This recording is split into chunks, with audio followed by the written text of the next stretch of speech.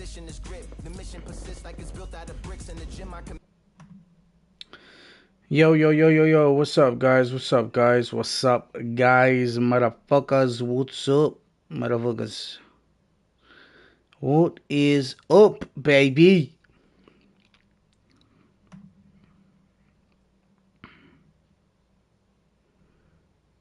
What is up? What is up? What is up? What is up? What is up? What is up? What is up? Alright, we're doing only a Lomachenko stream tonight. I need to get a fucking haircut. I need to get myself a haircut, bro.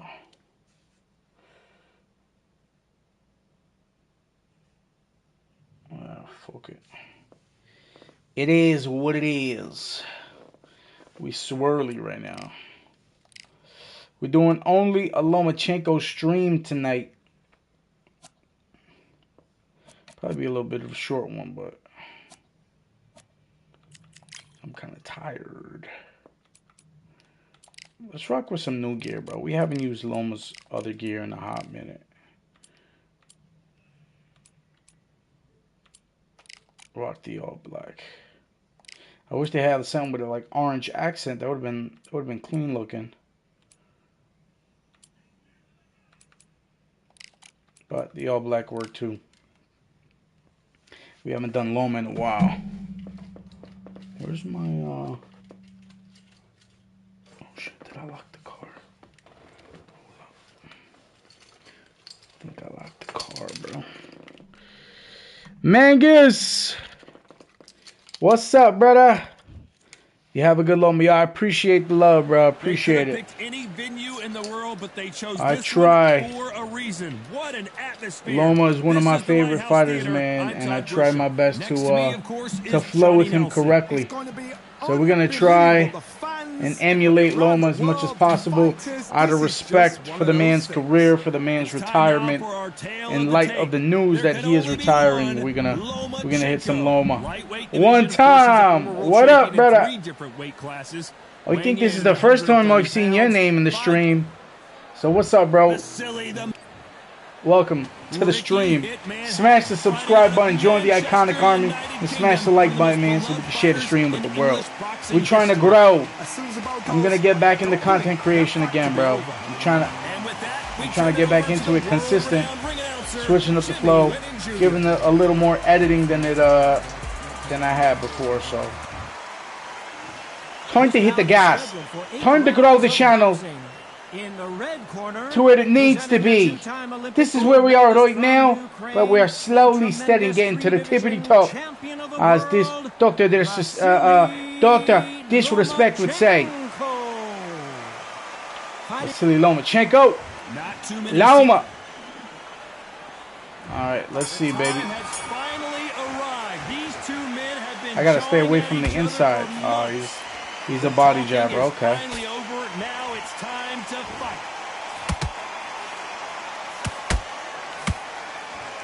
Okay, he's rocking that jab. That fucking body jab is the worst.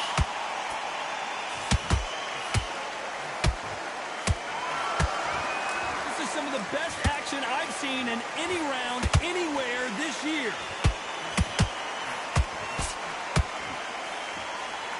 What a fitting stage for this grudge match. This theater has seen a lot of drama over the years, but perhaps none more compelling than this. Look at that body jab. You see that? I literally stepped out of range and the shit. That's the worst animation in the game. Is the body jab, I think. That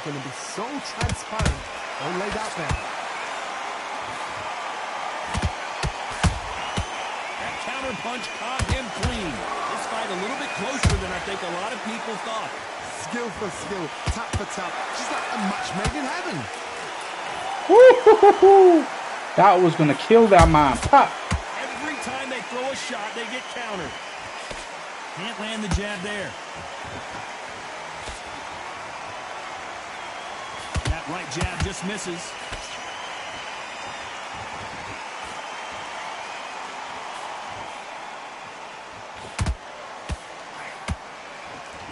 He misses with that jab. Did he counter me with that shit? Straight right hand. Once he dropped his gloves, he got caught. You know the scorecards are going to be all over the place in this one. That hook was supposed to be up top.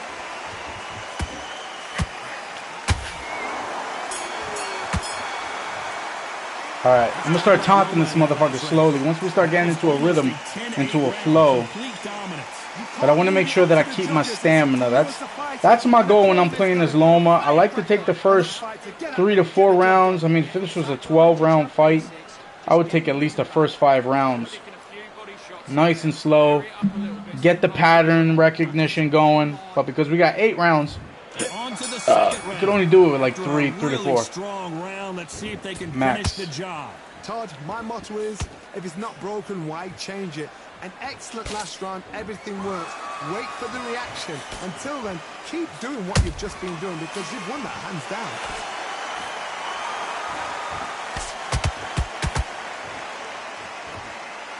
I had a slip on the outside when he throws that jab. We've seen this fighter in the past go 12 rounds and not have a mark on their face. That's what happens when you stick and move. You hit and you don't get hit. It's a flat-footed fight. If you've got a dancer out there in front, you've got to cut him off. Cut the ring off. Make the ring small.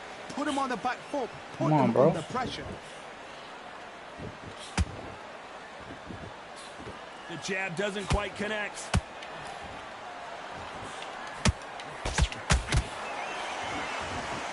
Try to get that beautiful movement with Loma. That stupid body jab is the worst, bro. I hate it. The defense. This has been a very competitive round between these two. Very close match. It shows the skill, the discipline, the respect both fighters have for each other because no one dare do anything out of turn. As the bigger man, it's crazy he's running from me. That's kind of crazy.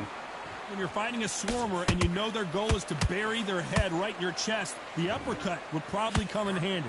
You are fighting a swarmer. Be smart, be sharp, concentrate, but you've got to be confident. Do not dance his dance, because that swarmer, once you do that, you're giving a man a chance Okay. to have one. From that far.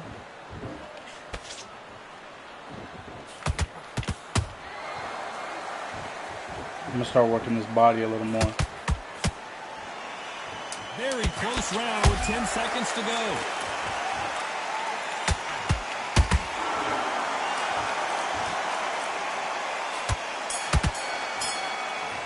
God, get him. I think I touched him up a lot more. He's tapping me with these little jabs. These little jabs to the body, which are the worst fucking animation in the game. I think those jabs to the bodies, bro, they need to be... There needs to be some vulnerability system where you're lunging in low like that with no defense. If I crack you with the uppercut, you know what I mean? There's got to be some sort of deterrence for that kind of move, because you can just spam that in this game, and it doesn't take much stamina at all. Last round, something has got to change. This is one of those situations. Which I don't You've like. just been hurt. You've got to get out there again. Be smart. Be sharp. Don't be a fool. Don't get suckered in. Make him fight your fight. Hold him. Tie him up just until your head clears again and your legs come back. I'm getting his rhythm down a little bit for this jab. Woo! My God, that would have been nice.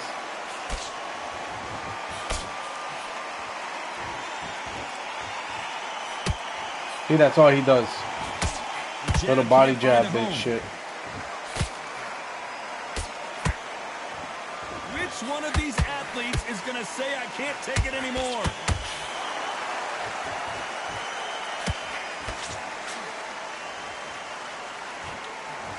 Okay. That doesn't make any sense.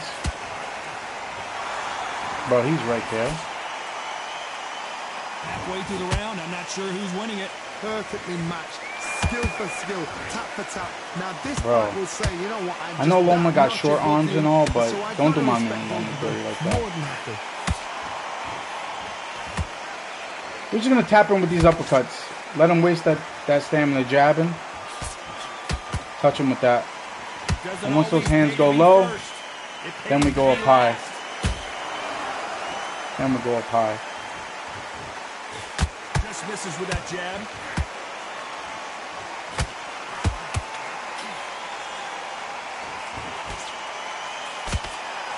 Throws the jab but does not score.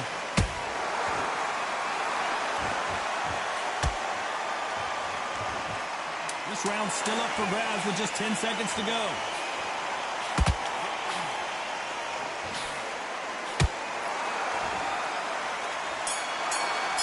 I think I'm working this man right now. I'm gonna just keep tapping the body though. He's throwing a lot when I'm pressuring him with the jab. So I'm gonna move. I'm gonna hold my guard, move in, and when he throws out the jab, once he hits the guard, I'm gonna touch that body and just slowly drain him down. He's not wasting stamina, which tells me that. And if not this round, the next round, he's going to start picking up the pace and start throwing more power shots. Who's going to land the first big shot? Not the start that they wanted, but let's see what they can do in this round. That was a tough last round. Now you've got to make sure he doesn't put it on him. That's what he's going to try and do. That's so tie him up, just touch hold the body. him, lean on him. Don't get drawn into a fight. Not yet. Not until your senses have come back.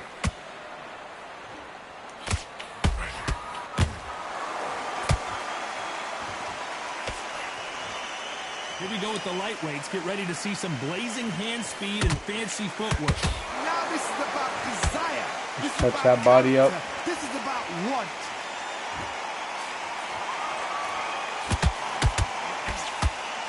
They both want a knockout, you can tell.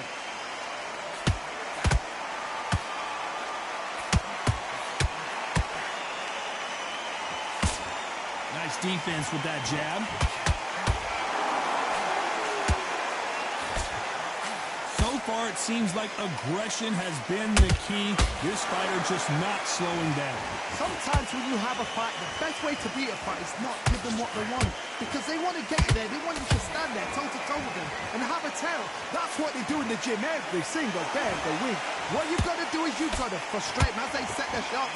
Get out of the way. And they'll get so angry, so frustrated because they can't win. Sorry, that power shot did not go through. Had their moments. They're so close, so close. How can you separate them? It's going to be a hard night tonight for the judges.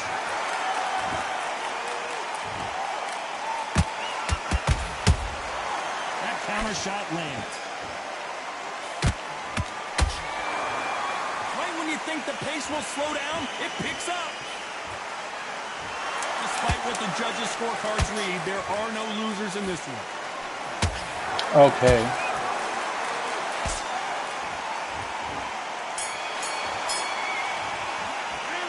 Talk about Loma in that last round. 71% health. That's not too bad. What's this halfway point? This fourth round, I think. Things are starting to heat up now as we enter the fifth. Well, they got battered last round. How do they turn their fortunes around? They've had 1 minute to recover. Now they've got to bluff it. They've got to bluff it. They've got to come out now and style it out. Get on the back foot, jab, rest on the jab. Be smart and pop until your legs come back. Then put the pressure on.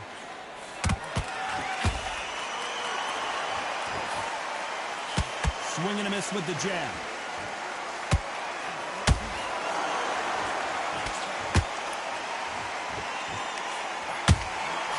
Oh, man. That shit didn't hit him. Good defense stopping that jab.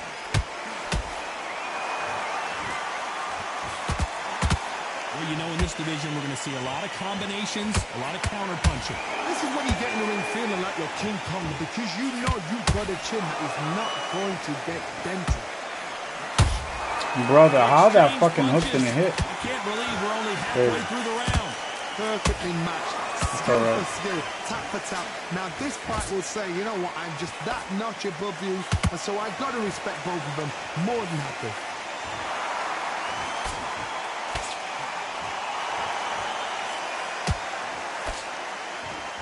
And just as quickly as it slows down, it heats back up.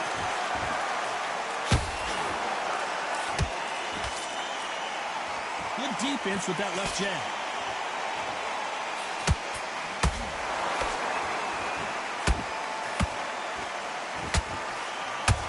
Bro, how the fuck that uppercut missed?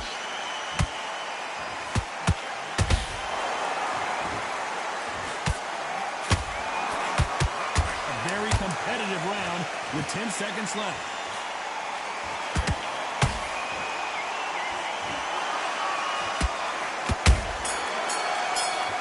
That was an uppercut that didn't even register. Well, he is in I mean, 6-1. We got what, two rounds left, I think. This round and the next. Start the 6th. No, 3. Safe to say that last round was a nightmare. Let's see if we can turn it I would around love to see here. where his stamina is at. He's going to come out and put the pressure on. He's going to throw the kitchen sink at you. You've got to be ready for that. Don't fight fire with fire. Hold him off. Be smart. Whoa! That shit did not even register. Crazy. He knows your head's not cleared. Be sharp.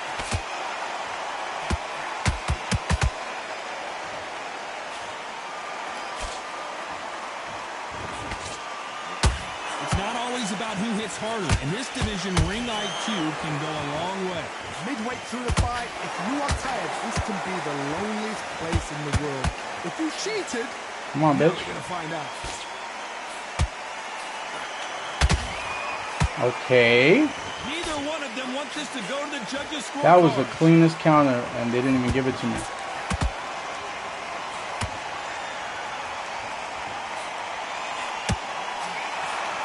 Oh my Lord and Savior Jesus Christ. Very close match. It shows the skill, the discipline, the respect both fighters have for each other, because no one dare do anything out of turn. Oh my Lord. I gotta hit him with that power left hook, that's why. He blocks the jab.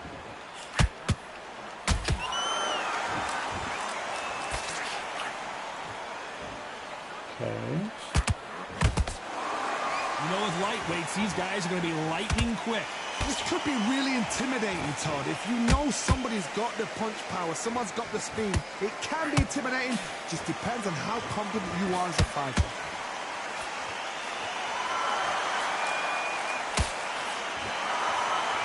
This round could go either way.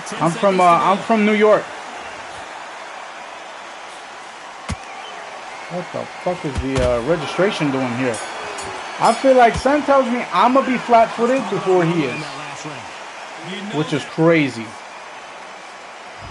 My boy from the West Coast, I'm from the Far East. He's winning this fight. That's crazy. How the fuck is he winning? Almighty Chops, what's up, brother? We're going to come out now and style it out. Get on the back foot, jab, rest on the jab. Man is a coward. Pop until your legs come back. Then he's a coward.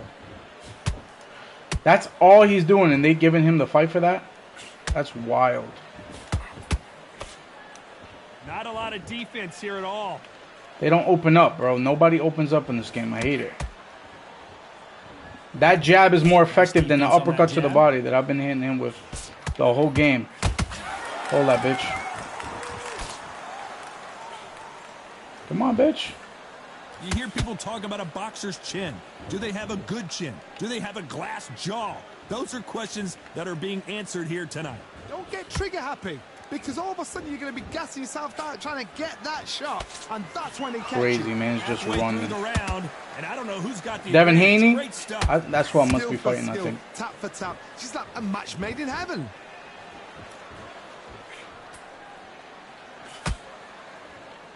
And he's not even in loose movement. Isn't that crazy? Back into trouble.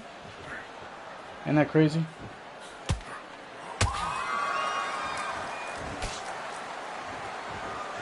We wanted action. There's the problem with automatic blocking.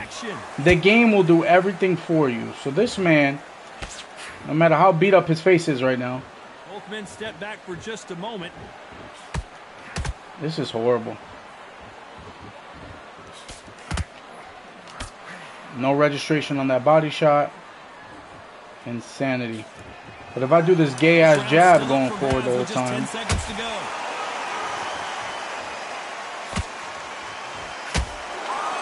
Come on, bitch. What a coward, bro. What a coward. It's people like this I can't respect. You have Ricky Hatton, my boy.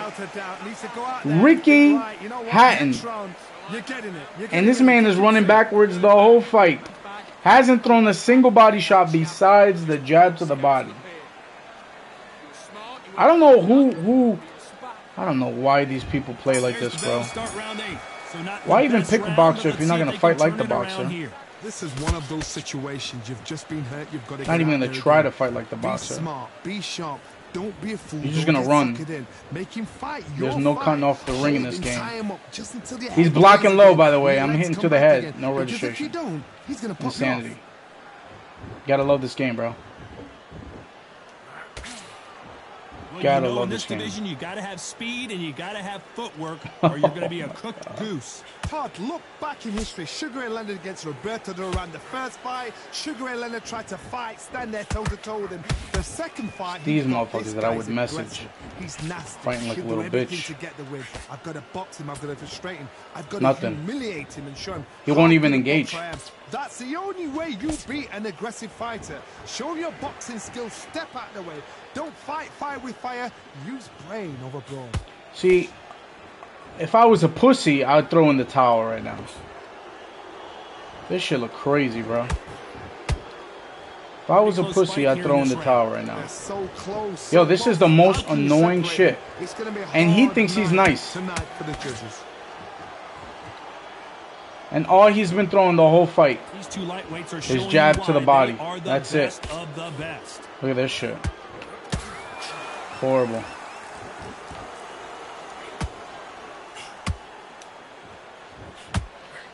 And I'm losing this fight somehow.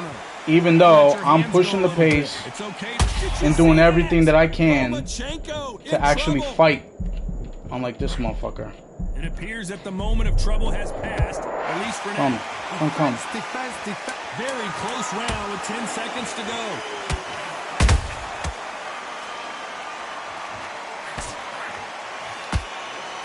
Crazy. What a bitch. They gave him that fight for, I don't even know how. Judges have spoken I have no clue how they had this man winning every single round. Please. He landed jabs to the body. That's it. Insanity. That's absolutely insanity to me. Insane. Who's this? Ice the Great. Fought like a straight bitch. It's crazy. They reward people who run away, who don't engage, who jab to the body and run with their guard up. Then people wonder why people don't like Devin Haney watching him fight. It's crazy. Alright, let me get to these chats. Just got back to the pad. Thought about stream, but low-key tired. That's how I be feeling too, bro. I just got back from a date with my fiance. I thought about hopping on, giving Lomachenko his due respect. Man, we're tired today. My man said, I can't stand players like this. Yeah, you and the whole fucking world, bro. Yeah, I can't stand these type of players either. I feel you. Should lose a point for running so much. It would make the game so much better. This is the way online is lame. Players like, yeah, like how you have Hatton and you're literally on the retreat the whole fucking time, throwing jabs to the body, and that's it. When I'm Hatton, I'll be running up in the pocket trying to get some body shots going, bro. And he'll be facing King Rod. In my mind, Loma been retired. Yeah, I feel you. There can only be one Lomachenko. Man said, hola, papi. What up, bro? Ultimate guy, PMW 421. What up, brother? He said, how dare you speak to Loma like that? They did my boy Loma dirty, bro. I think he saw the sport for what it was. Boxing is fucking evil and corrupt. Alright, let's see if this bitch motherfucker fights. Or if he just runs too.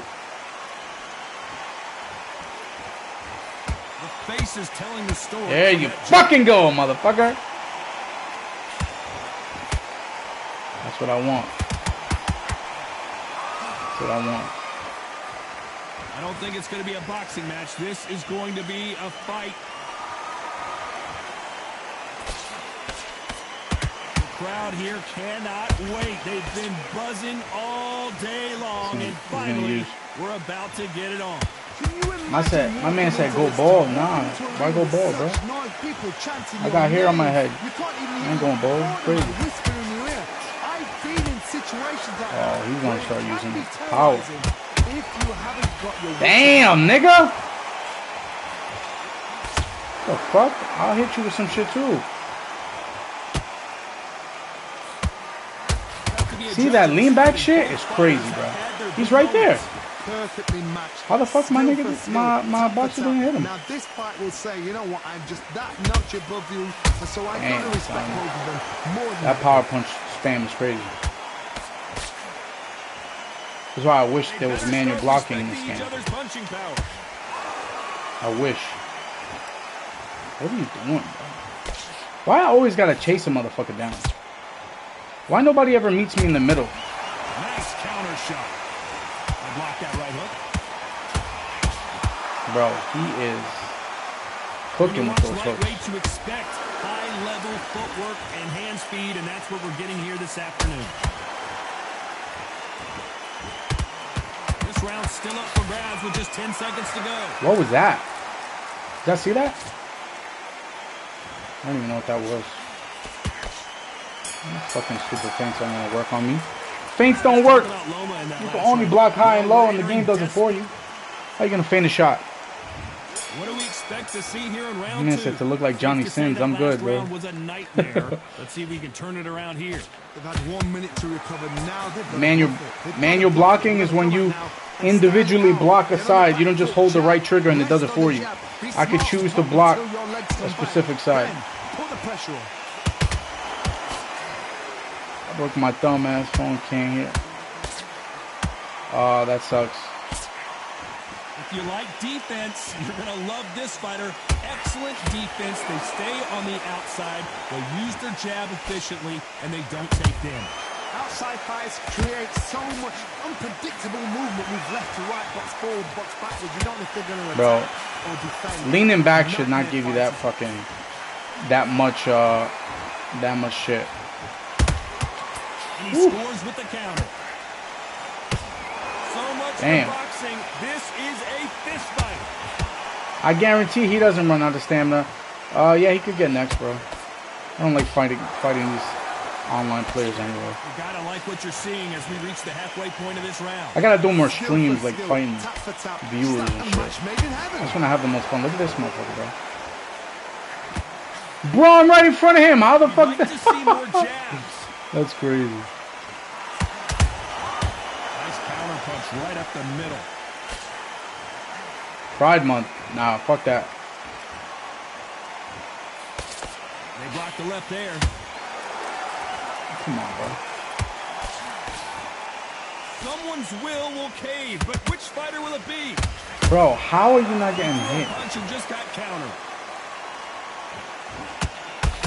Despite what the judges' scorecards read, there are no losers in this one.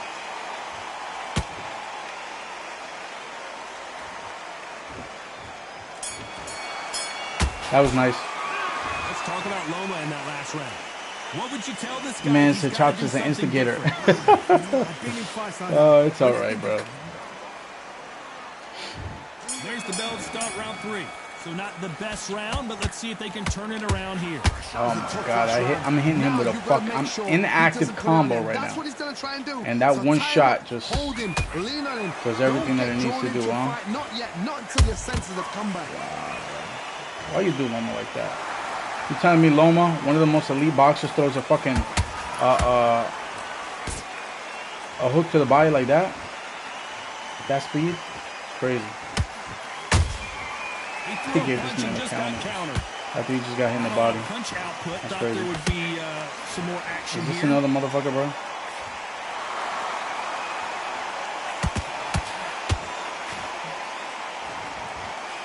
They have no respect for each other's punching power.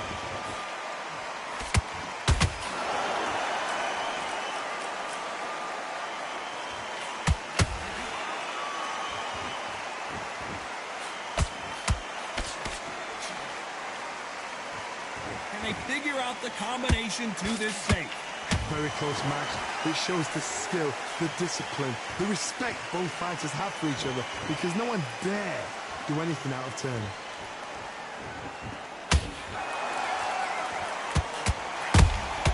He threw a punch. Right now, the Flash is seeing flashes after that shot. Big shot, and down goes Garcia. I gotta take this motherfucker out when they hurt. But no one's chin standing up to that shot. You're trying to do my boy Loma dirty, son. Where did that come from? Thank you, sir. Thank you, sir. Respect to him for not skipping the replay too. Big respect to him. This shit just glitched? Oh my god. Oh, I can't even enjoy the game, my nigga. What the fuck? Well, he's had enough, and he is gonna quit.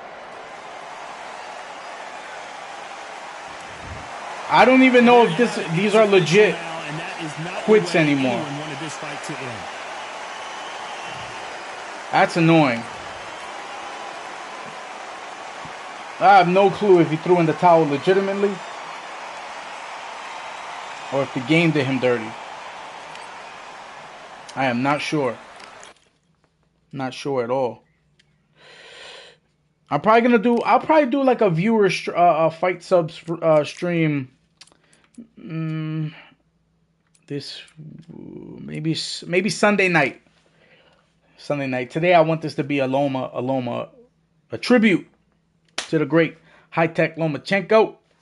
But Sunday I'm gonna do a stream where whoever's in the fucking chat, I'll fight whoever.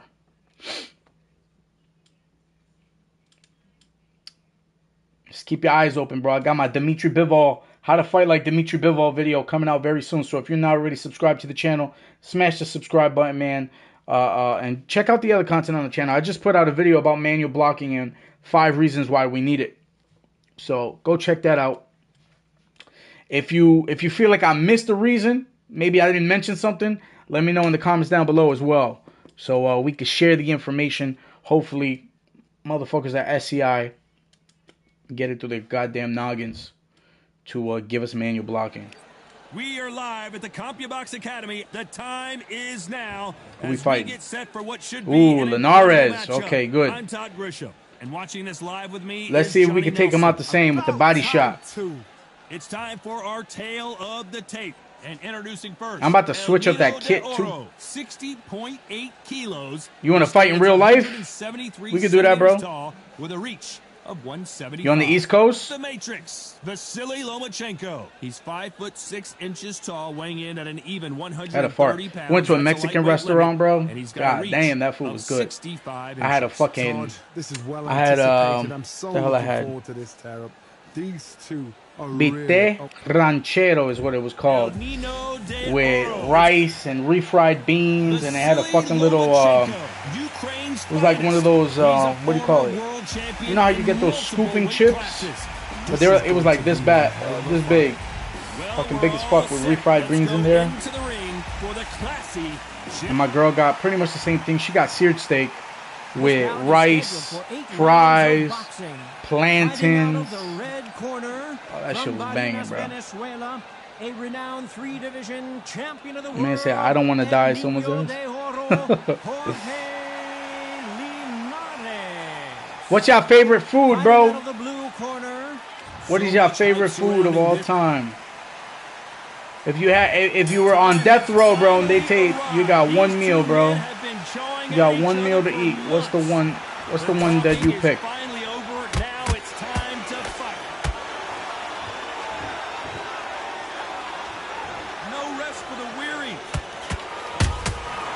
Scores with the counter.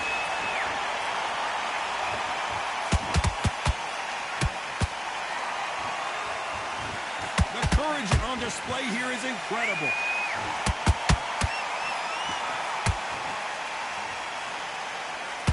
Vasily Lomachenko won his first encounter against Jorge Linares back in 2018, but it wasn't easy as he got dropped for the first time in his career.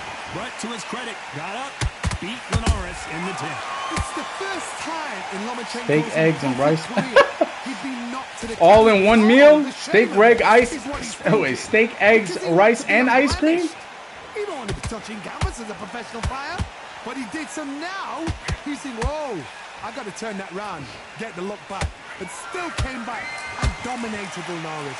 Yeah, this is Loma's weakness in this game, I'll tell you that much. He made him pay and won convincingly. Ah, fuck. I hate fighting on this side. It's like weird. Only catching air with that hook. Male milk with tea. Okay, bro. Think you're the only motherfucker in the chat that likes that. job defending the jab. This round's still up for grabs with just 10 seconds to go.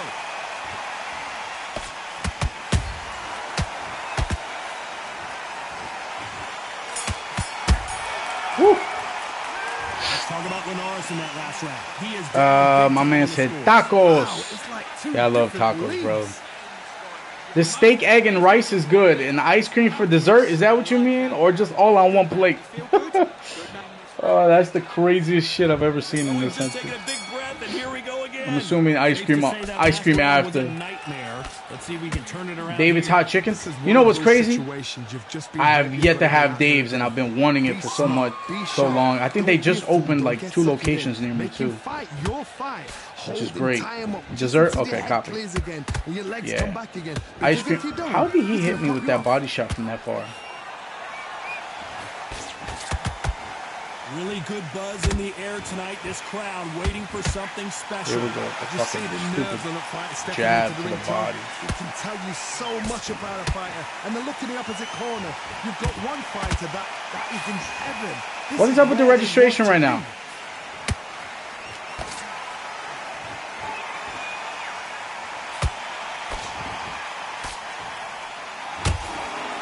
That was clean.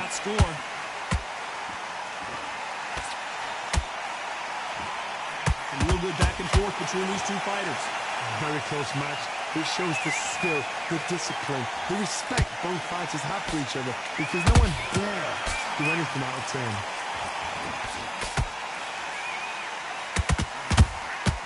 Catch and shoot. Man, say get a buzz cut. Now I gotta give myself a haircut this weekend. They got me throwing out the first pitch on a baseball game. I think it's gonna be televised. I'm not sure. To be honest, I hope not. But I gotta get a cut regardless.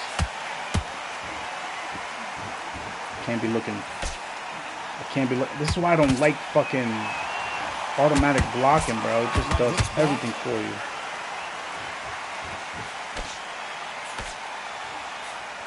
You know the scorecards are going to be all over the place in this one.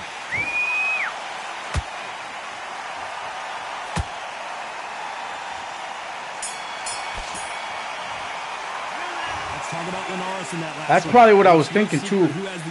Not a buzz cut though. I'll probably do like a Caesar. Probably do like a number 3 with a fade. I cut my own hair, so I'll probably maybe tomorrow. Gotta see when. I can't even tell how much stamina I got, which is fine. Let's see what they do here. Todd, my motto is, if it's not broken, why change it? An excellent last round, everything works. Wait for the reaction. Until then, keep doing what you've just been doing, because you've won that hands down. Body shot hits me from forever away.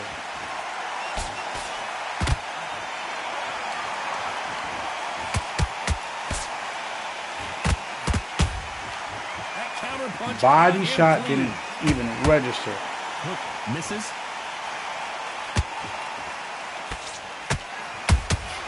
He threw a punch and just got countered. So much for boxing. This is a fight.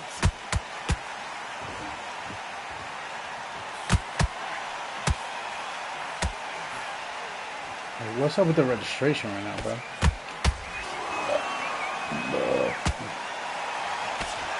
This has been a very competitive round as we reach the midway point. Perfectly matched, skill for skill, tap for tap.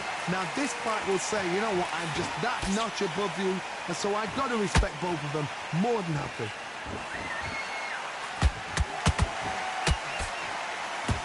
That uppercut doesn't get through.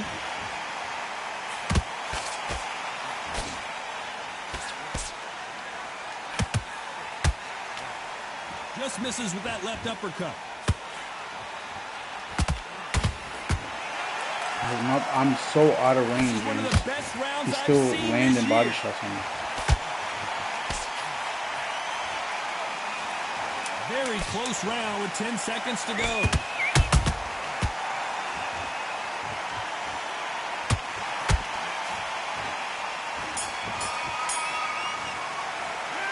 Talk about Linares in that last I got 54 stamina. I'm about to go fucking flat-footed. Why they do Loma like that? Like he's fucking got no stamina. They've had 1 minute to recover. Now they've got to bluff it. They've got to bluff it. They've got to Trump banned visas. style it out. Get on the back.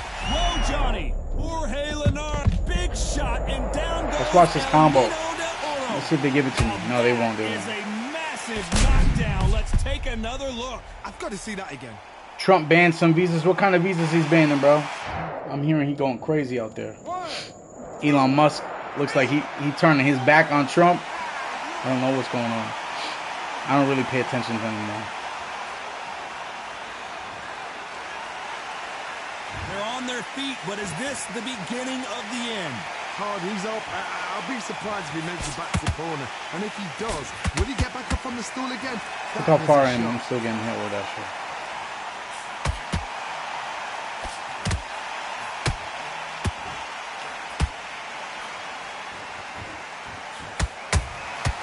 Nice counter shot. We're at the halfway point. There's no doubt who's won this round so far. No doubt at all. You can see who's winning. You can see who's got it in hand. You can see who's comfortable. Or it's a bit of a mousetrap. So you're just turning in circle and registration just goes crazy, huh? Incredible work rate. Lomachenko Damn is it. buzzed. It's crazy. Back up, bro. No, we don't see a knockdown. It's been a tough round so far. It's been a tough round. What do they do? What do they tell him when he goes back to the corner? How are they going to get through this? We enter the final 10 seconds here. Why is that right hook or Dominant that display. left hook not like it's not registering at all? I don't like that. Let's talk It's about like the delayed. loss in that last round. Boy, this, Seen that shit? and there's the bell for round 5. I don't even know See where how my he stamina's bounces at. back here after getting dropped in the last round. That knockdown we just saw was a heavy knockdown. I'd be very, very surprised if he'll come out fresh as a daisy. That's not going to happen. He's got to hustle, man. He's got to bluff him. My shots are not fucking landing, and I'm right in the fucking pocket with him. They need to be careful they don't punch themselves out here.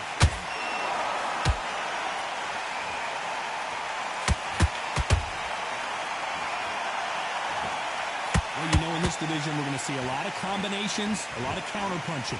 This is when you get in the ring feeling like you're King Kong because you know you've got a chin that is not going to get dented.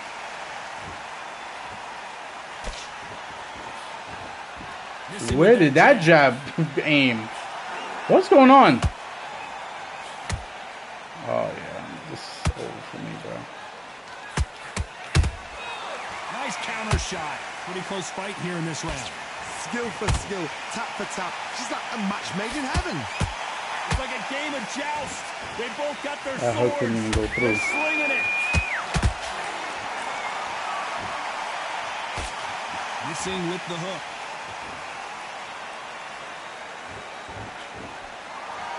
Afghanistan. Talk about punches and bunches. That's the mantra for this fighter with that exceptional hand speed. So you're getting in there with someone that's so fast. Now I understand why my you're punches to prepared the body take aren't a lick registering. Because you've got to get some before Thank you you. get in close. Oh, fuck that up. Holding nothing back. Did you see that? That's me? Lomachenko just got Oh, that rocked. is me. What the fuck just happened? I'm about to get smoked.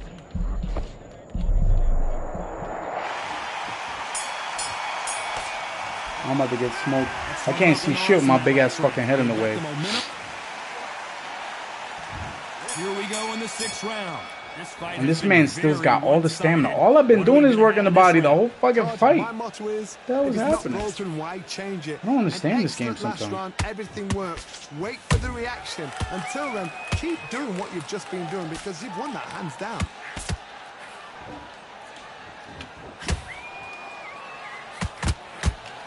That's good. He needs to go crazy in this terrorist This country. fighter expending a lot of energy in this round. Oh my god, In the that build up to energy this for fight, nothing. Johnny, this power puncher told us, listen, I don't care if it's round 1 or round 12, I've got enough power and confidence to end this in one shot. You've got to be courageous when you get in there with someone that's bigger, stronger, and faster. You've just got to use brain there. Movie recommendation: Warfare, if you haven't seen it. Both men step back for just a moment. Or The Accountant too, if you got Prime. They just put that on. For something a little more recent. Did he just go flat-footed? Yes, he did. One punch could change anything when these two step in the ring.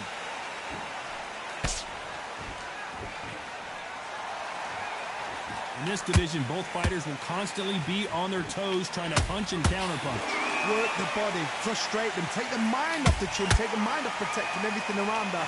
Work the body, use tactics. Sometimes it's all right to actually outbox a fight and beat them on points. Oh my God. Lomachenko in trouble. I'm landing fucking undefended power strikes. And my man is still able to. Oh no! I haven't even paying attention to the cards. Here we go. It's round 7. Oh, I'm up. I gotta get a knockdown. See how they handle it here in this round. Exerted a lot of energy in the fight so far. Now they're shattered. This is what you call championship rounds. If you have done the work, slept right. Oh my Lord! I'm expecting you to get through this. The fuck? If you've cheated, the ring can be the loneliest place in the world.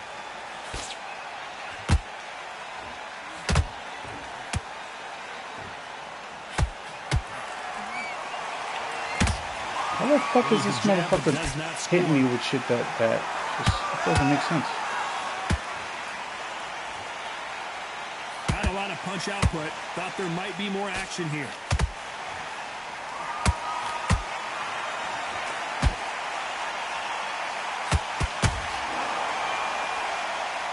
He needs to be careful not to punch himself out. Lomachenko in trouble. God, bro. Undefended body shots left and right don't do a thing. It appears that the moment of trouble has passed. But his shit's gonna work, watch. Green Days now needs to steady the pace. Get the pace back to normal. Some nice exchanges from both men in this round. They're so close, so close. Yo, how the fuck doesn't that go through? It's gonna be a hard night tonight for the judges. A swing and a miss with the left hook. I'm just throwing fucking power shot after power shot. I don't care. That jab doesn't score. What the fuck? Are you seeing that? With 10 seconds left. I'm dead.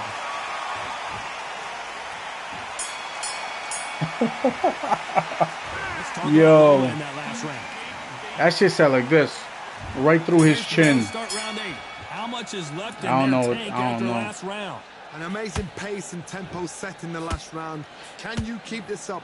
Me personally, You should be able to I don't think that's weaponize possible. stamina And if before. they Now can, it's their like training, their conditioning would have been ridiculous. Like, he's right in during front of me. the How the army. fuck But is this these not guys, hitting if they can keep the up body this pace, shot? We are in for a great night. Well, you know, in this division, you got to have speed and you got to have He hit me from that far. or you're going to be a cooked goose. Todd, you know what? No way! No fucking way! Yo, that's crazy. What the hell am I gonna do now?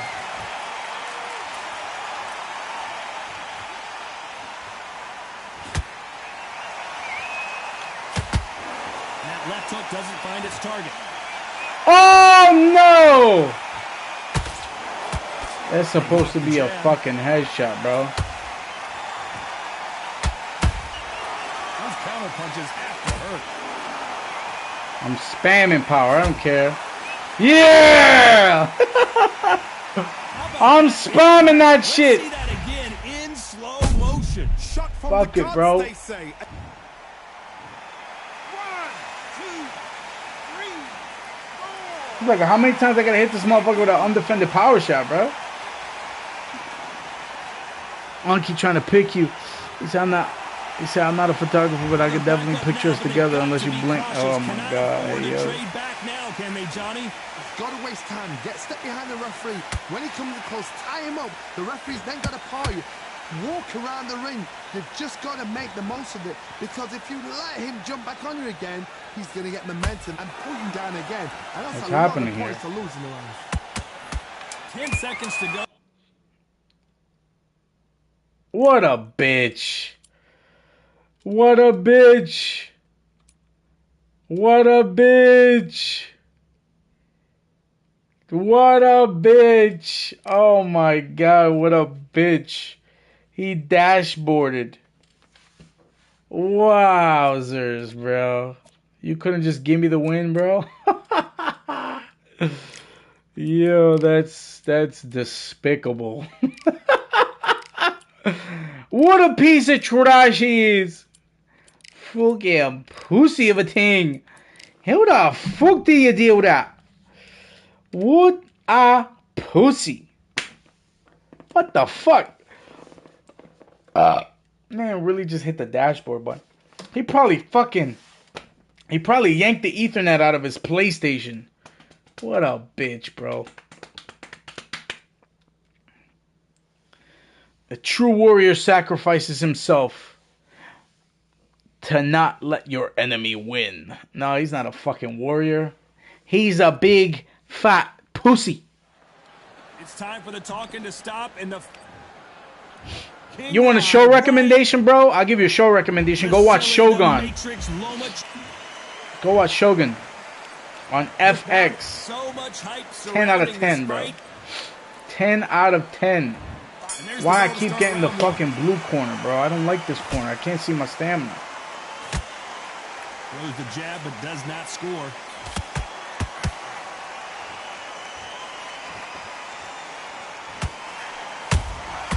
And he wasn't ready for that counter punch. Off the charts action from both of these fighters. Wow, how delayed that was.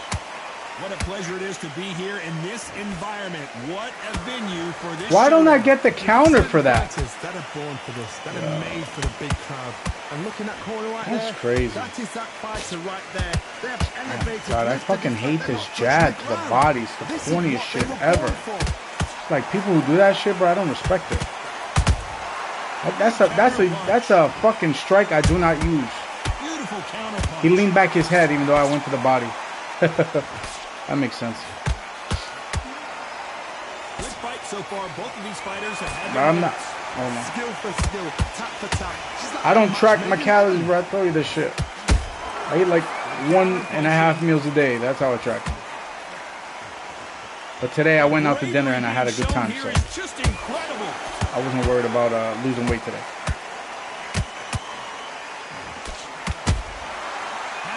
They gave him a fucking counter for what? He carries away that left hook. I'm just like fighting Matt aimlessly right now. Did a nice job. Did you see that? Right now, What the fuck are you doing, Loma? After that shot.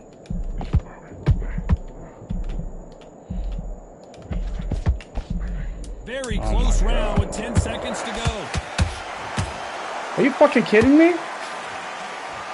Oh, and it's flashing lights for the flash here. He's got to get out of trouble. Oh my lord. Talk about Garcia in that lap. I'm not trying to build muscle, bro. I'm trying to lean out. Round two. I'm just worried about calorie deficit right now. Without counting calories. And he scores with the counter.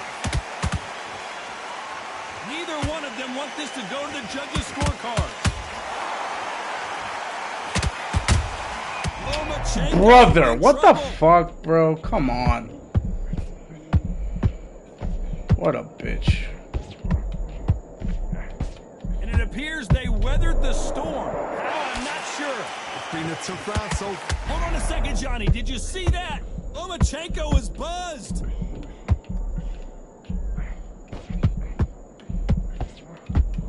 Down goes Lomachenko. Like, when am I gonna not When am I gonna get out of this state of fucking being rocked?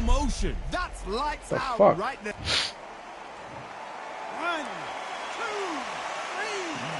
2, 3. I don't like this side, bro. I can't fucking see shit. I have no clue where my stamina is at. I'm just winging it. Well, they beat the count and are ready to go again. Gotta waste time. Get step behind the referee. Fucking, I hate the way the PlayStation does the live stream. The referee's then got to call you. Walk around the ring. You've just got to make the most of it, because if you let him jump back on you again, he's going to get momentum and pull you down again. Where's my counter? That's a lot of points for losing. Where's my counter right Need to there? turn this around halfway through. Not the best start, but you know what? The cornermen now, it's time for them doing their job. Where's my Get through fucking the counter round, shot? regroup, right, freshen up, boom. Different tactics.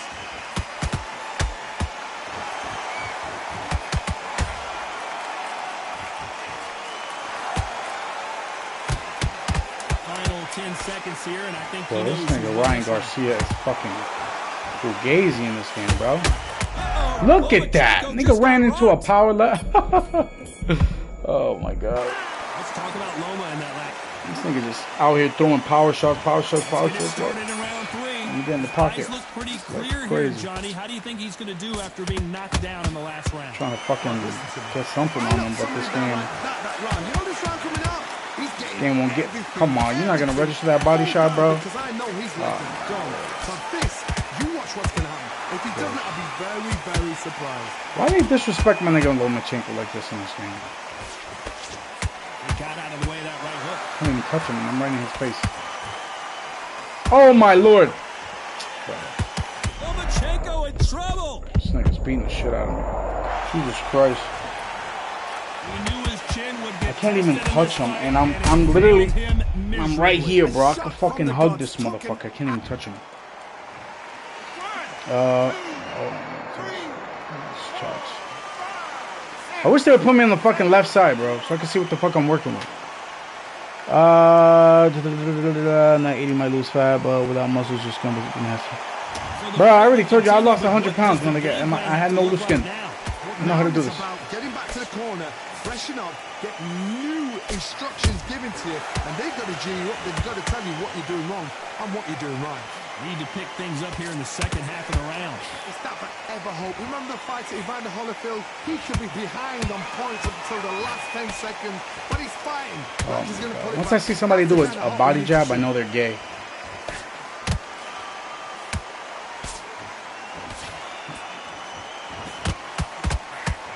That hook was thrown with some bad intentions. And that hook misses. How Lomachenko hot is is it? buzzed. Bro, whatever. I don't know what you mean. Looks like he's going to survive the round here, but just barely.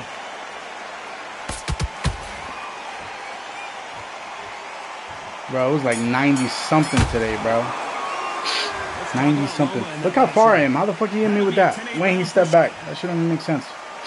Man got out of range and was still able to hit me, even though I didn't even move forward. First big shot. He couldn't finish him off in the Crazy. last round. Let's see what this has in store. I like the heat though. What a heavy You know, I was knockdown. sweating like a pig How today. are they gonna come back from that? They stand But back to I the don't know how corner. much They've got to fucking freshen stamina I up, got. alert I don't them really again, care. Get them back on point again. This round, they've got to coast around. Don't get involved. Give yourself another 3 minutes to get your head clear.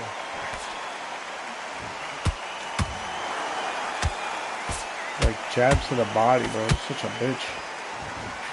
Like the fucking darting jabs to the body. Hold a second, Johnny. So Did you gay. see that? And then like, where is the Lomachenko in fucking trouble. tracking on this shit? He didn't even step off. I thought we were going to see Mans the could finish just spam there. everything, huh? Days now needs to steady the pace. Get the pace back to normal. Uh-oh. Lomachenko just got rocked. Okay. Yo, bro. What? Let's look at this shit. Yeah, look at this shit. Look at this shit. There's no way they were going to stand up to that one. You're right, Todd. What a shot. I'm gonna let him get it just for that, bro. I'm gonna let him get it just for that. It was like that. It sucks. I went, walked, and when I returned, I looked at that party. It was so wet. You got Puss. Yeah, out here, bro, it was fucking caliente, my nigga. Hot. Hot as fuck. Today was like the hottest day of the week. Hottest day of the week. Yo, why they do my nigga Loma dirty in this game, bro? Vitality, 88. Stamina, 92. But that don't even feel like 92 stamina. I feel like Loma runs out of stamina like that in this game, bro. If you're not just jabbing in this game, that motherfucker be flat-footed, 6 round almost every single time. I'm like, what the fuck? He's super conditioned. He'll keep a pace like that for all fucking 12 rounds. This is only 8 rounds and motherfucker's flat-footed already. That shouldn't make sense. It would be good if it's windy and hot. Yeah, I mean, it's nice. Today was nice. It wasn't like windy, but it wasn't overbearingly hot either. Like if you were dressed correctly, comfortably, then you'd be all right. I gotta cut this hair though. I feel like I don't like when it's hot and I got like a full head of hair. This is like around the time where I just fucking cut that shit off. One and only Johnny Nelson. Amir Khan. Am I in the blue corner again, bro? Expectations are oh my Lord and Savior, bro. What the fuck?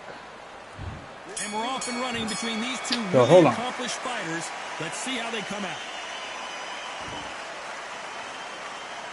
All right, I gotta fucking move my big ass head off the way. They can be defensive for a minute if they want to. Amir Khan's a fucking difficult one to fight too.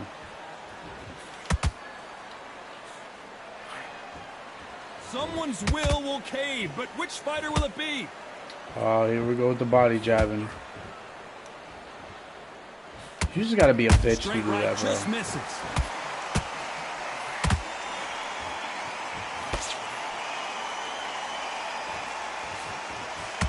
There's not a seat to be had in this arena, Johnny. It's got that big fight feel, doesn't it?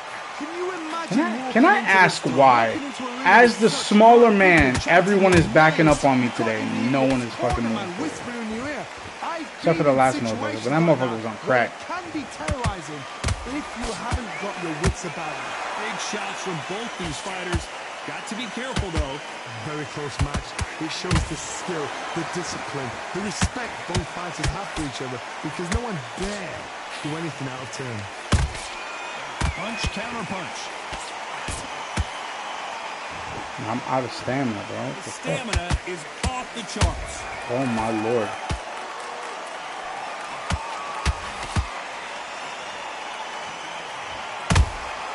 He threw a punch and just got countered. Nice I'm literally trying to fucking do directional striking.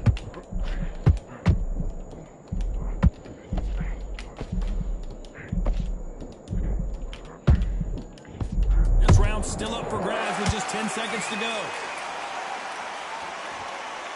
Lomachenko is buzzed. Get the fuck out of here, bro. Let's talk about Khan in that. Oh my God. After just cracking that motherfucker. That corner has got to find a way to get some momentum behind their fighters. They've had 1 minute to recover. Now they've got to bluff it. They've got to bluff it. They've got to come out now and style it out. He's got a milk con, so jab. Rest on the jab. Be smart and pop until your legs come back. Then put the pressure on.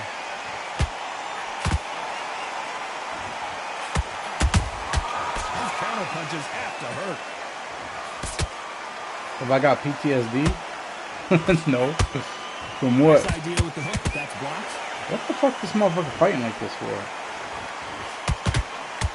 This fighter is all about finesse, using a lot of angles and lateral movement. Outside fights create so much unpredictable movement. Move left to right, box forward, box backwards. You don't know if they're going to attack or defend. Nightmare fighters.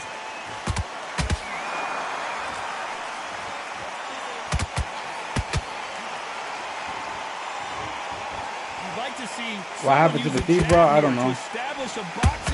Fucking New York cops didn't call me or tell me anything new.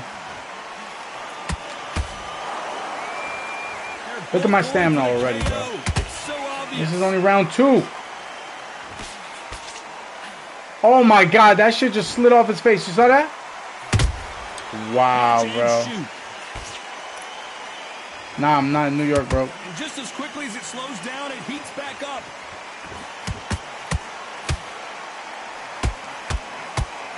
Not a lot of punch output. That shit's crazy. There might be more action here.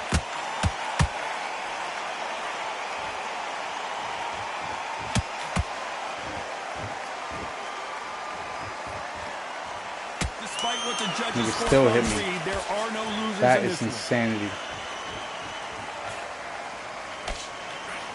Oh my God, bro. Let's talk about So what you mean, New York Cop? Yo, Wee Wee, my boy, you need a. You read the post, my man. That shit happened to me in New York. Land the first big shot. Well, there's no doubt about who won that last round. Let's see what he has for us here in the next one. I went to New York to visit family. It happened to me there.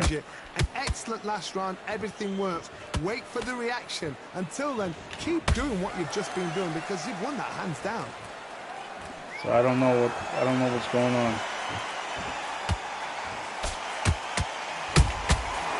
Counter punching.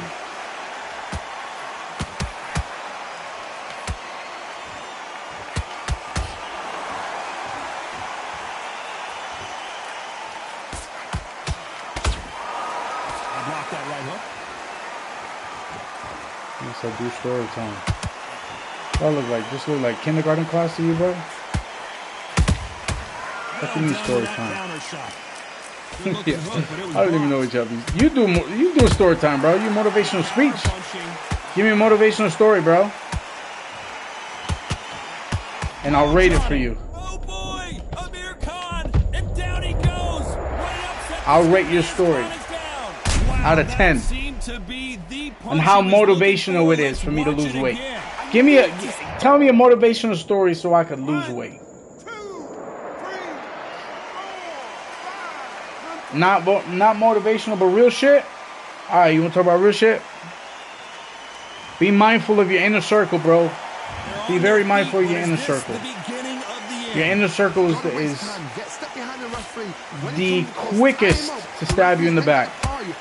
Those are the ones that are going to know your weaknesses, what hurt you the most. They'll use that shit against you. I'll tell you a little story about what happened to me. So, I had a best friend. Hold on, let me, this fucking pussy ass nigga just running the whole time, no problem. Keep running. So I had a friend, I'm not gonna mention his name, but he was my best friend at the time. So, let me go backwards. I had a group of friends at one point, small circle, maybe 4 of us. And I met some other motherfucker on the block, and I ended up ditching my other friends to chill with this motherfucker. And I stopped chilling with them for months, bro. Me and this motherfucker got close, bro. I sleep over his crib. We were chilling every single day, going to the city, fucking going to parties, all that shit. And there was one time, he hit me up. I must have been like 12 or 13 or something like that. He hit me up and he was like, yo, let's go drink. I was like, all right, where at? He was like, oh, I got some of my friends that are going to meet us down East Tremont, and we could go drink there at a playground. I was like, copy. So, got ready, pulled up to him, you know, wore a nice fit, didn't know if there was going to be some pretty girls or whatever, so tried to look as fresh as I could. Had an red Aeropostale shirt, nice white and red hat, some jeans, and some red dunks. I looked like I was blood, to be honest. Good thing I didn't walk down the wrong block. But, yeah, at 12, bro. I was drinking at 12 with my boy. So, we went, met up with his friends. We started drinking, chilling in the fucking playground. And, long story short, my mans gets wasted. Do you believe this? Absolutely wasted. Shit face. So, we're in the playground, and we realize this, like, he's on top of the fucking... the playground itself, trying to go down the slide, and my man is slumped. Man is super slumped, can't even fucking walk straight. almost fell off the slide going on the slide. I was like, all right, I think it's time to get this motherfucker in like an apartment. So I was like, yo, do any of you motherfuckers live around here? They're like, yeah, but we're going to another party, so you know, we'll see you guys later. I'm like, what the fuck you mean see you guys later? This was your guys' idea. Like, we got to get him to a crib or something. It must have been 11, 12 at night or something like that. I was like, yo, we got to get him to a crib so he could sober up. We can't just be out here in the fucking streets like this. So they ended up leaving us. I didn't really know them. I just know he went to school with them. They ended up bouncing on us. And I was stuck with this motherfucker in the playground while he's drunk as shit. And we are at least minimum walking. We're probably like an hour and a half away from where we live, walking. So, put this motherfucker's arm around my shoulder and we just start walking the Bronx, bro, until I recognize a bus stop or something. What? He quit on me? I guess he quit. So we start walking until I recognize a bus.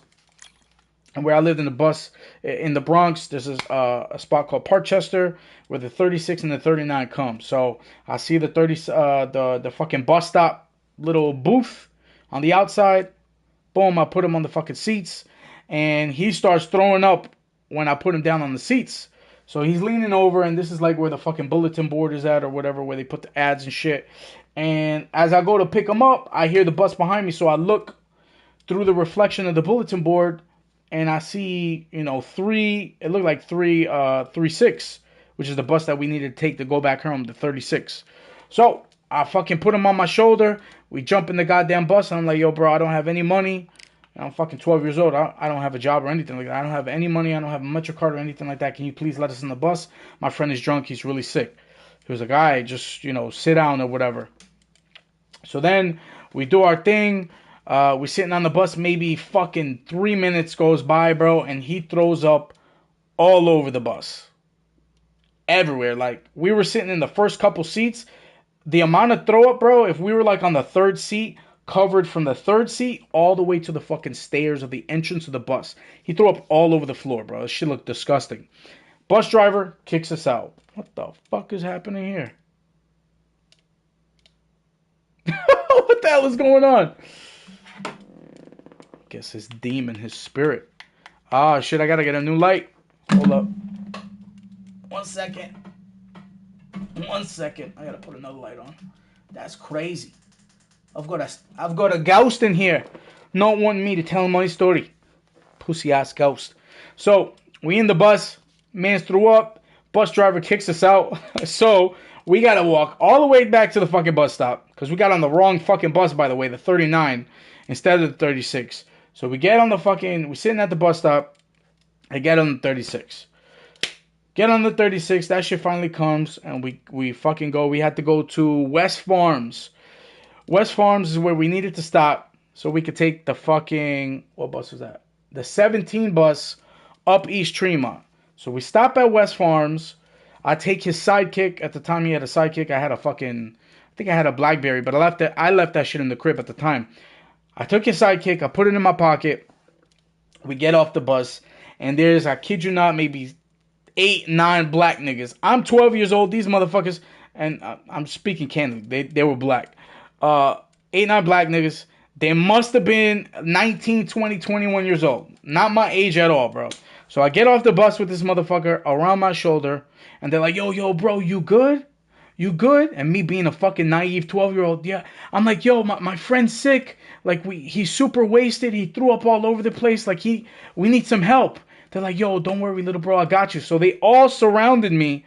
Like, I had like 4 in the front, 2 on the side, and 2 behind me, bro. And I just felt like they were coming in close. I was like, these motherfuckers aren't here to help me, bro.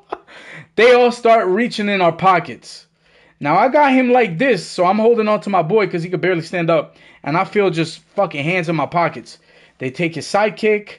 I didn't have anything else on me. And then whatever he had in his pockets at the time.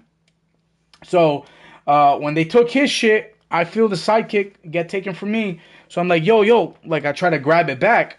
And he ended up running off, laughing.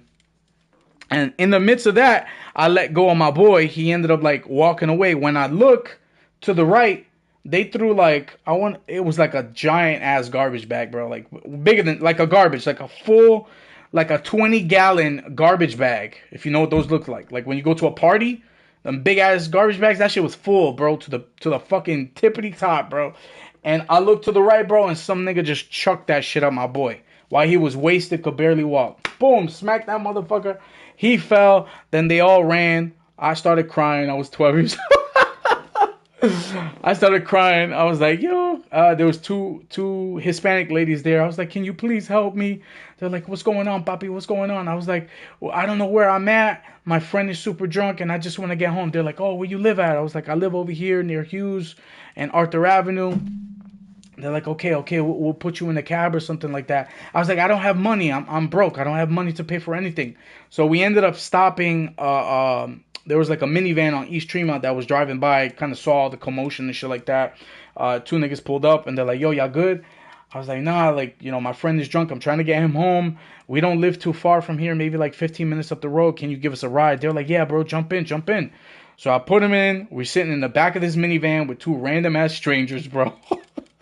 Thinking back on this shit, they could have just drove away, kidnapped us, fucking put us in sex trafficking or whatever the fuck.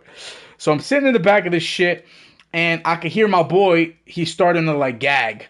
I'm like, oh my god, this nigga's about to throw up in the fucking minivan, bro. I was like, yo, excuse me, sir, do you have any like any bags or whatever like that? Like my friend, it sounds like he's about to throw up. They're like, yeah, bro, take a bag real quick. Just make sure this motherfucker don't throw up in the car. So I'm going to get the bag, bro, and all I hear is, I was like, no, shit. I look over, bro, and literally it's just all coming out. So I open the bag, and I like kind of like smother his face with it, and he fills the bag with the rest of the vomit that he got. And bro, that shit smelled like death, bro. It stunk like it was putrid, bro. Absolutely horrible. They end up rolling down the windows, but they were fucking pissed. I think these niggas were Latin King, if I remember, because they both had Latin King colors at the time. And in my head, I'm like, we live on a fucking a Crip block. And the only reason I'm wearing all red and shit, like the only reason ain't nothing happening to me is because all these motherfuckers knew who we were. Like they see that we kids around the neighborhood and shit like that. I'm like, damn, bro, if we run up to this block, like I don't know if these niggas got beef with them or whatever the case is. So I told them to leave me like a block away from where we actually needed to go. But they were pissed off at that motherfucker, bro. They were yelling at me, like, yo, my nigga, I told you not to let this nigga throw up. I was like, I couldn't see the bag, bro. I couldn't see the bag. I got most of it. Bro, I did not get most of it at all. The whole floor was full of vomit. So they ended up taking us to this motherfucker's block, like a block away. I take him out. I walk him home. I put him in his bed. Da-da-da-da-da. So I come the next morning to check on this motherfucker, right? He's there, hungover. He ended up texting me from his mom's phone. He was like, yo, bro, they used to call me Chubbs. That was my nickname back in the day. They're like, yo, bro, Chubbs, thank you for bringing me home, man. I love you, bro. And that was the first time he ever told me that. He was like, yo, I love you, bro. I was like, fuck, I love you too, man. Like, I got you. You're my homie.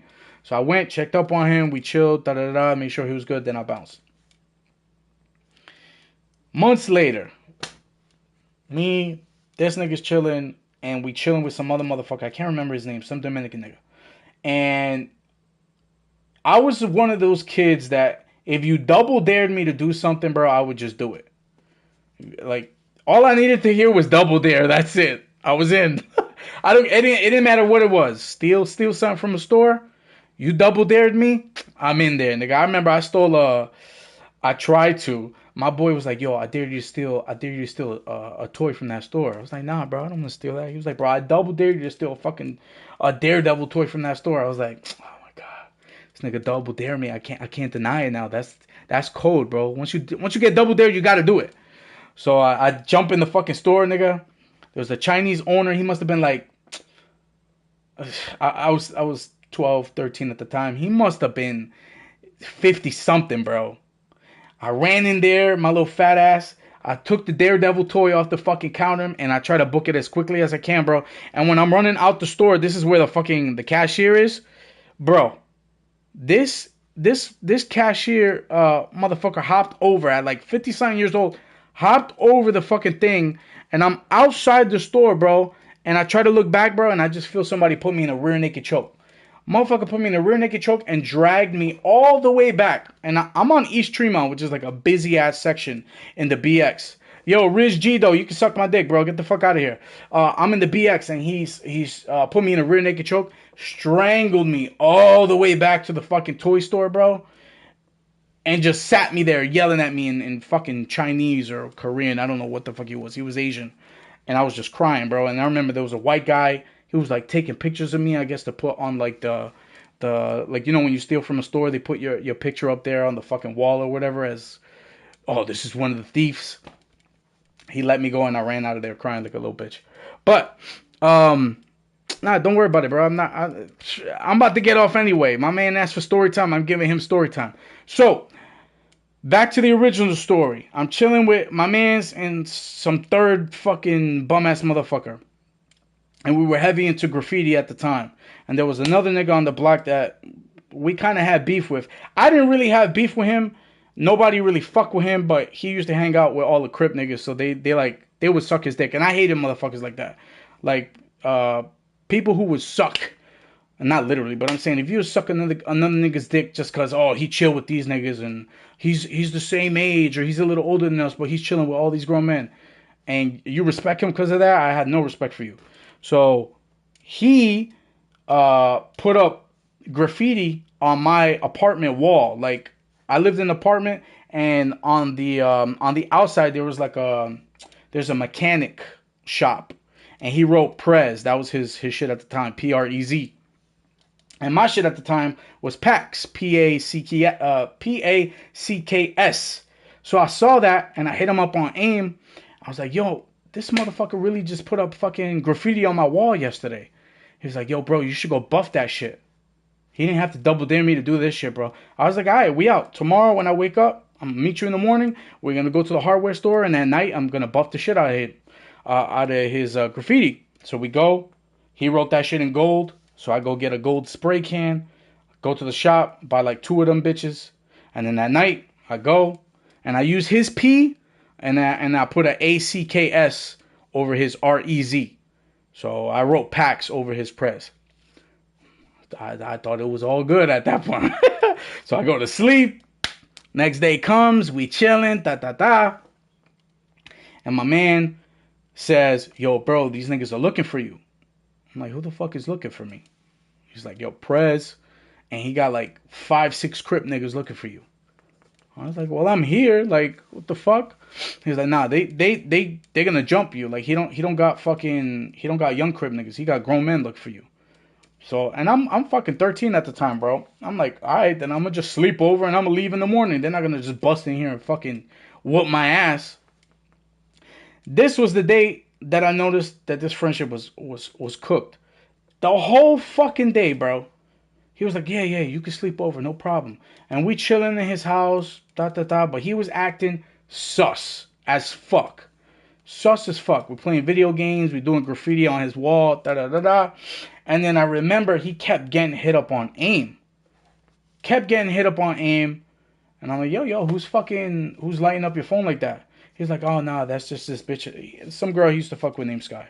He's like, oh, that's Sky. So he ends up at some point telling me, yo, bro, I got to ask my mom to see if you could sleep over. Even though he said earlier in the day, yeah, you good. You good to sleep over. Once it starts getting dark, he acts funny. He says that shit, oh, I got to ask my mom.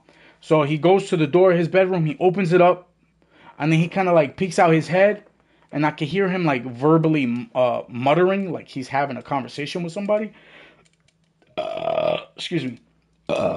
Jesus. And somebody hits him up on his sidekick. Again, it's on vibrate. And I'm chilling. I'm sitting on the bed. So I look over. I grab that shit. And I see that his status on AIM is chilling in my crib with Chubbs. And I see every nigga that's looking for me hitting him up on AIM. Like he has like the little, like their little chats are open. I don't know what they were saying or anything like that, but I know these motherfuckers, their AIM account names. So I'm like, all right, that's weird. So I close the sidekick because I hear him coming. I close the sidekick, throw it to the side. He was like, yo, bro, my mom said you can't sleep over. I'm like, did you even ask her? He was like, yeah. And I didn't hear her door open because their doors were parallel. Her door never opened because her door was wild squeaky. I didn't hear the door open or anything like that. And then when I'm leaving, I could see through the crack that she is slumped, knocked out completely. Like she wasn't even up. So before I left, nigga was like, yo, take this with you.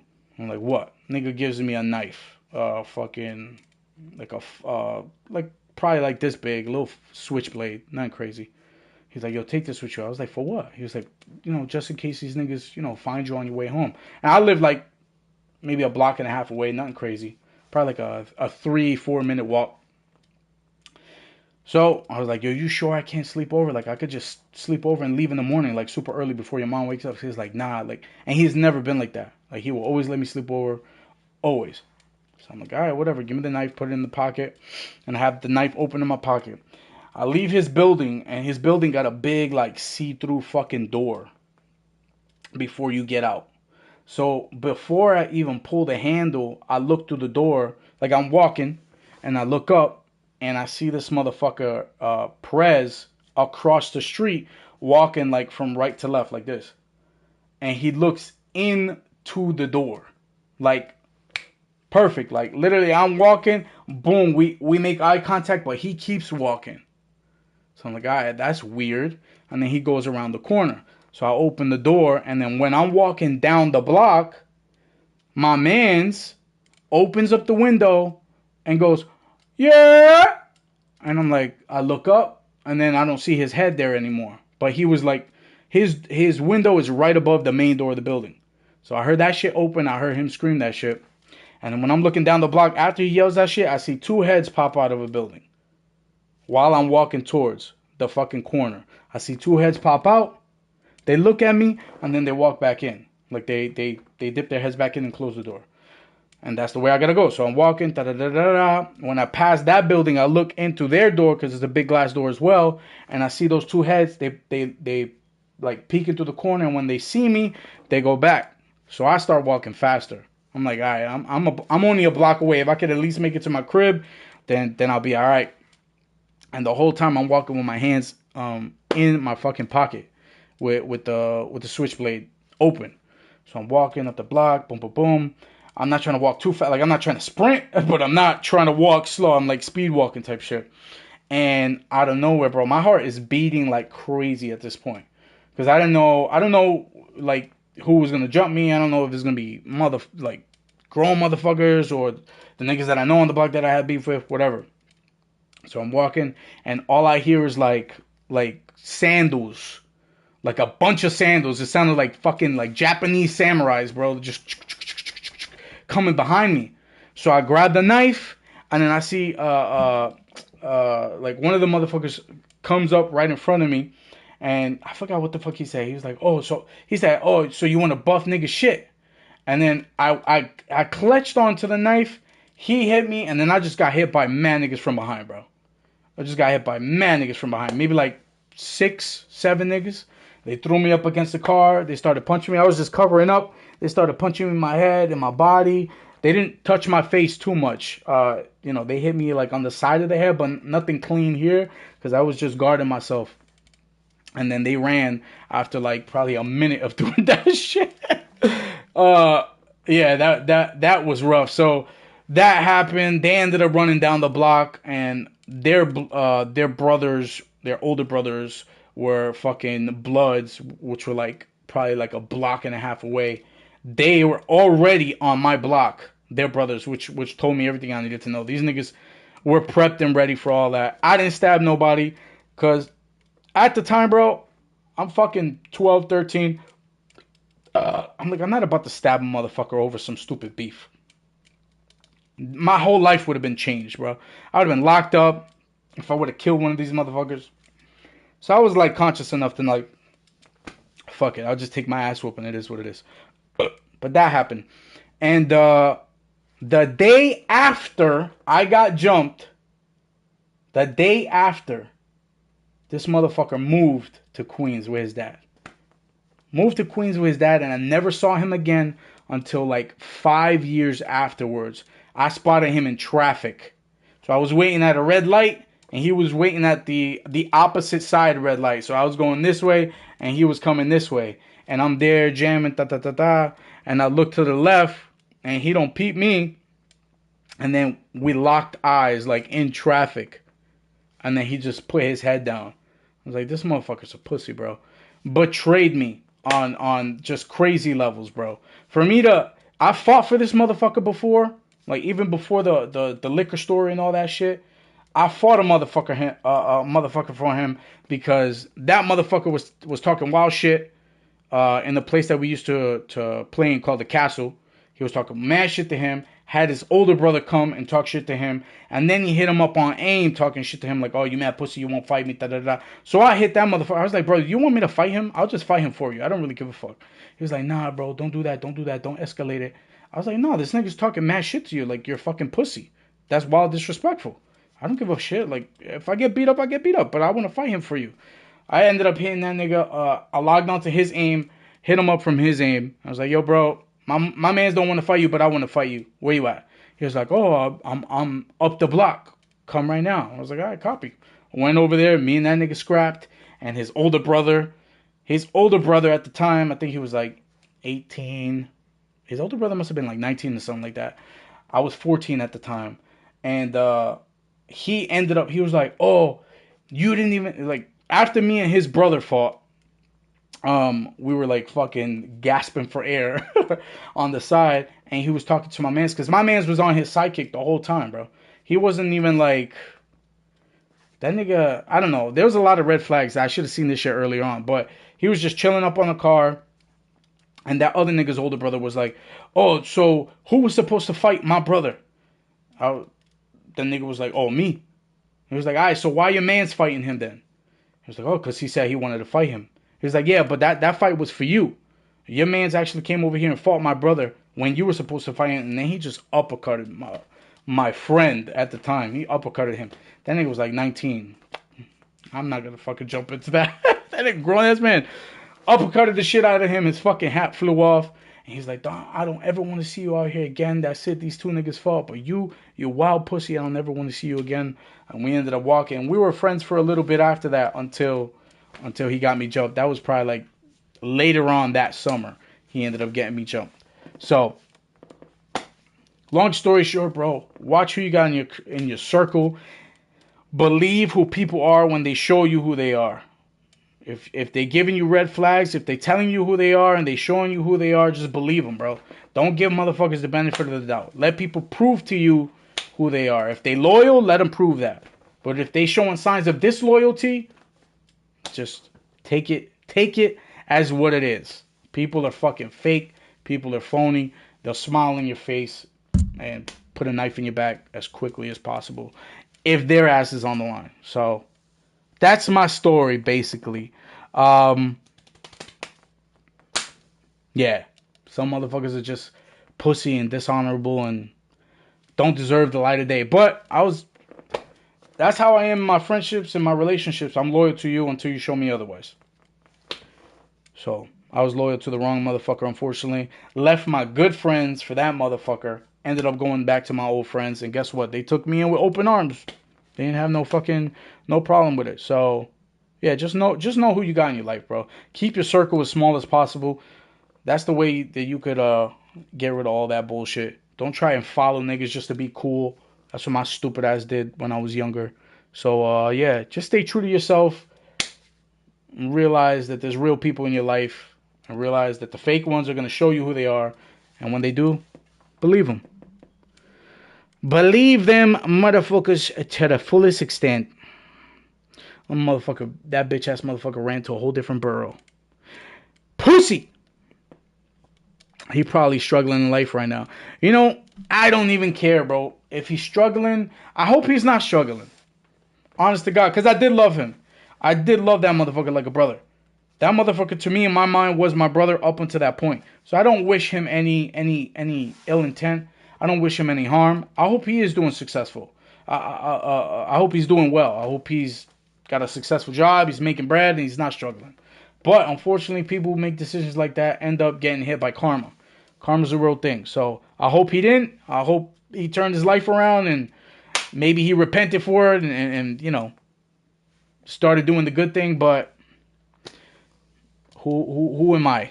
Who am I? Only God could fucking manifest shit for that motherfucker. So I hope he's doing well. If he's not, he's not. If he is, you know, happy for him.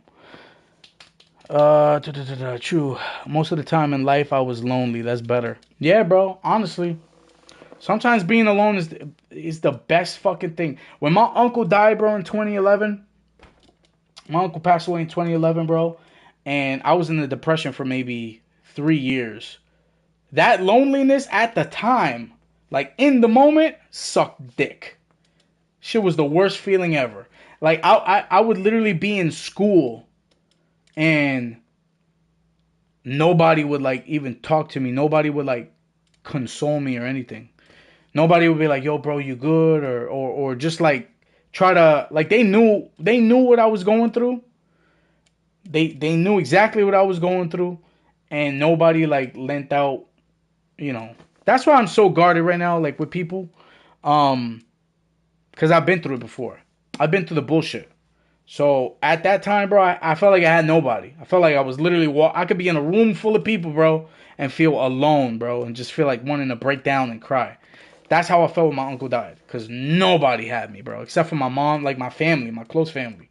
But like friendship-wise, I felt like nobody had me, bro. Nobody.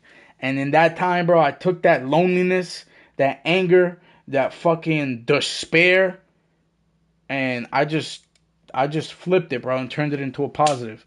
Ended up losing 100 pounds because I was focused on me. I could do my own thing, bro. I didn't have a job. I didn't go to school. I didn't have a girl. That shit was just all about me. The most selfish time period of my life. But I needed that shit. So in a way, it was a blessing to feel so alone. Because it gave me the opportunity to kind of level myself up. And to find like true self-confidence. Which I didn't have at the time. So loneliness is great, bro. Loneliness, you could use it. You could use it as a tool. Don't stay stuck in it. Don't feel sorry for yourself. Oh, I'm lonely. Don't feel like that. Don't feel like that. Take a negative and turn it into a positive. At the end of the day, as a man, that is your duty as a man. Because life for you, like life for women is on easy mode. Women have life on easy mode. Men, your shit is on hardened veteran difficulty 24/7. So you gotta feel alone. You gotta feel despair. You gotta feel struggle. You gotta go through struggle so you could be prepared for the world. When you have a family of your own, when you gotta take care of a woman and kids, you gotta know what struggle feels like. So when shit gets rough, you could fucking you could be the captain of the boat. When the fucking ocean gets a little too turbulent, them waves start crashing against the boat, you've been through the bullshit already. That shit shouldn't faze you.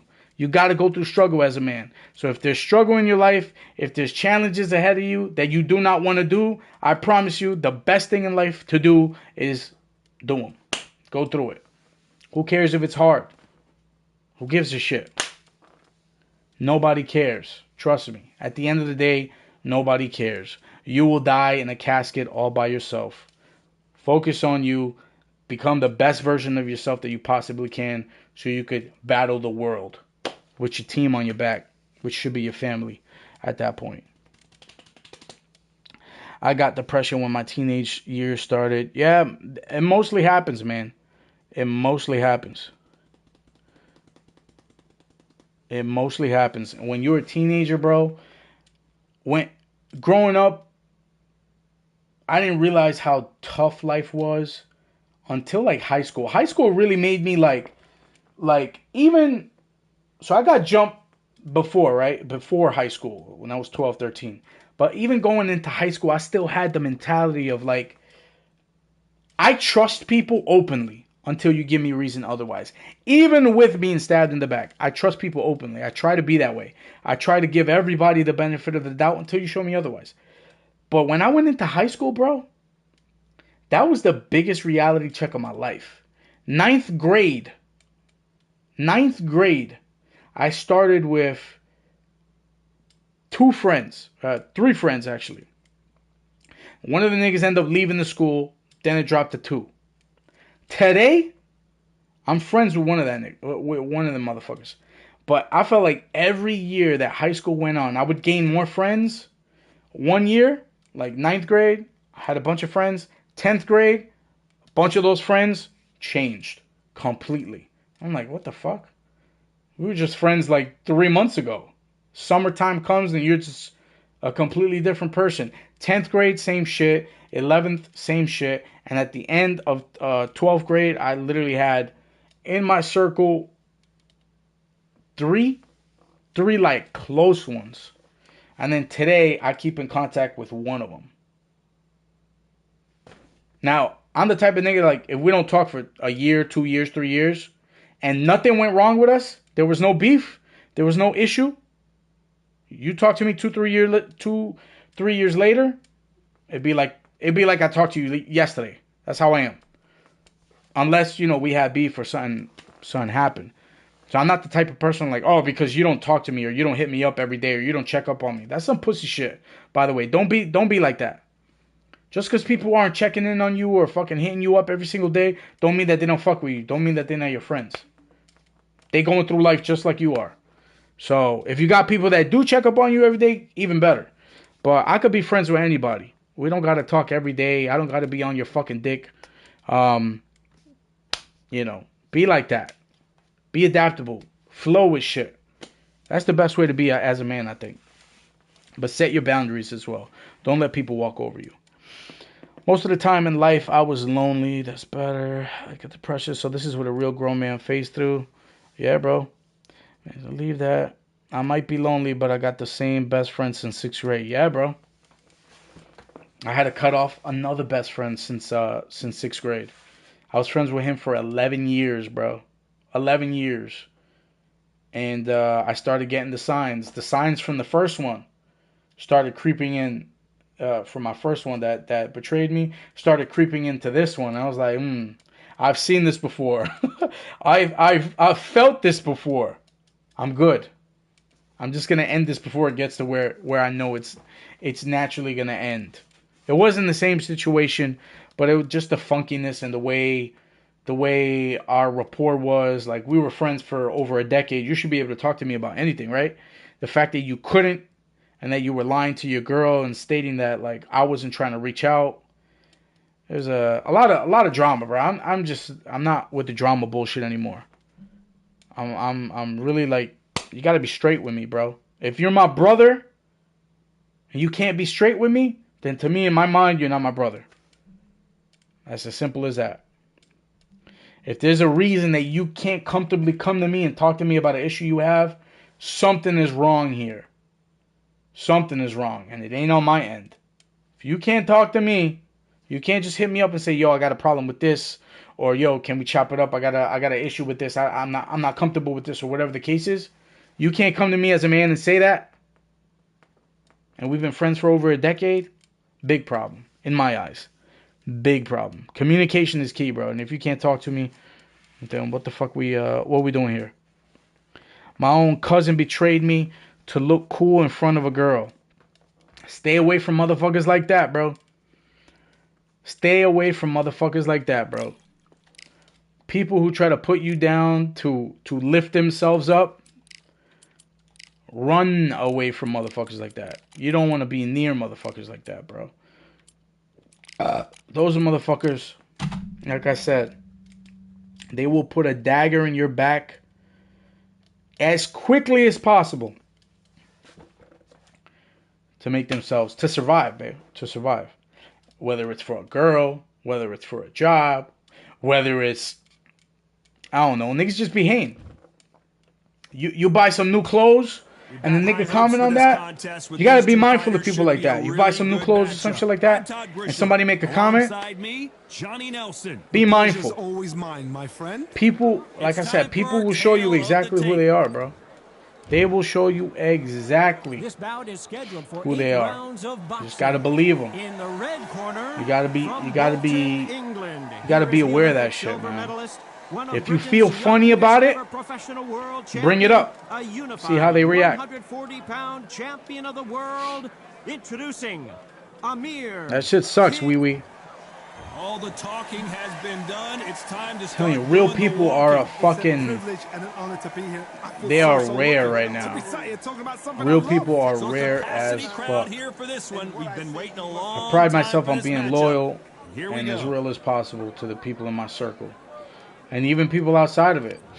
I'm going to be real with you regardless. Great to have you with us for Even this if I don't fuck with you. all-action affair. We expect big things. Even if I don't fuck with you, if I feel like somebody's doing you wrong, you're doing wrong. Like my last best friend. That hook was thrown with some bad He was, I'm intentions. probably going to get smoked because I'm not really going to focus on this fight. I'm just talking. This fighting shit is just background noise. But even my last best friend that, the one of 11 years that I had to, you know, break off. I don't think it's gonna be One of my a boxing match. mans, This is I going used to work be at a Starbucks. fight. One of my mans wanted to get with his girl. Changes everything, especially in this with division. my best friend's girl. And this is when we were on bad terms. And even in the midst of us being on bad terms, bro, I still looked out for the man. Because I went out with him, because his girl worked with me at Starbucks as well. And then my other man's at Starbucks wanted a piece of that. So I was like, yo, bro, just like, you know, just chill out on that. Because she's still with my old best friend. Still looking out for the motherfucker, and we weren't even really friends at the time. That's the type of nigga I am. I think I'm too good to people sometimes. Will say, you know what, I'm just that notch above you, and so I've got to respect both of them more than happy. So be mindful, but don't sacrifice your morals, man. Don't get sucked into people's fucking stupidity, into their bad ways. You don't need none of that, bro. They blocked the left there. Just be you. Be true to yourself. Don't let people change you or change your heart. That hook's blocked. I feel like that happened to me many times. I got dragged into it. This round's But still up for grabs with just 10 seconds as long as to you go. realize it and you could course correct, that's fine. But learn from other people's mistakes. My boss says it all the time. The definition of a wise man is a man who could learn from others' mistakes. Let's see how they respond here So in you the don't next have to round. make those mistakes yourself. The judges kept their eye on this fight, because if they Not gonna haven't, lie, there's real gonna be friends actually absolute make uproar. those friendly fun. He was close Huh? in this fight, and now you've let him out. He's ready to go. He's absolutely. Not gonna lie, real friends actually make those friendly Here's the fun. bell for round two. I don't know what Last that round, means. complete domination. Let's see Maybe what I'm we reading it have in wrong. store for us here. Todd, my motto is, if it's not broken, why Like- change it? An excellent Like, last I'm round, good being, everything works. Wait for a the LOMA. reaction. I'm Until comfortable then, with keep that. doing what you've just been doing, because you've won that hands down. After those experiences. But I do have brothers. I have like 3 brothers that, not blood brothers Fighters either, focus on their defense with their hands up. but This motherfuckers fighter that I focuses consider on my their family. defense with their We've been footwork, friends since moving on those 5th angles, grade. staying out of danger. And Outside fights create so those much motherfuckers are real to me, unpredictable bro. movement with left to They right. flawed, yeah, of course. They're not perfect. They're gonna attack But or defend. when it comes to our friendship, our bond, that's all that matters. I could accept a flawed human. You can tell Everybody's he's flawed, bro. stronger, but he's I don't not need nobody faster. to be perfect. If I love you, I love you. It is what it is. I accept you with all the fucking bullshit flaws that you come Exchanges with. from both men in this round.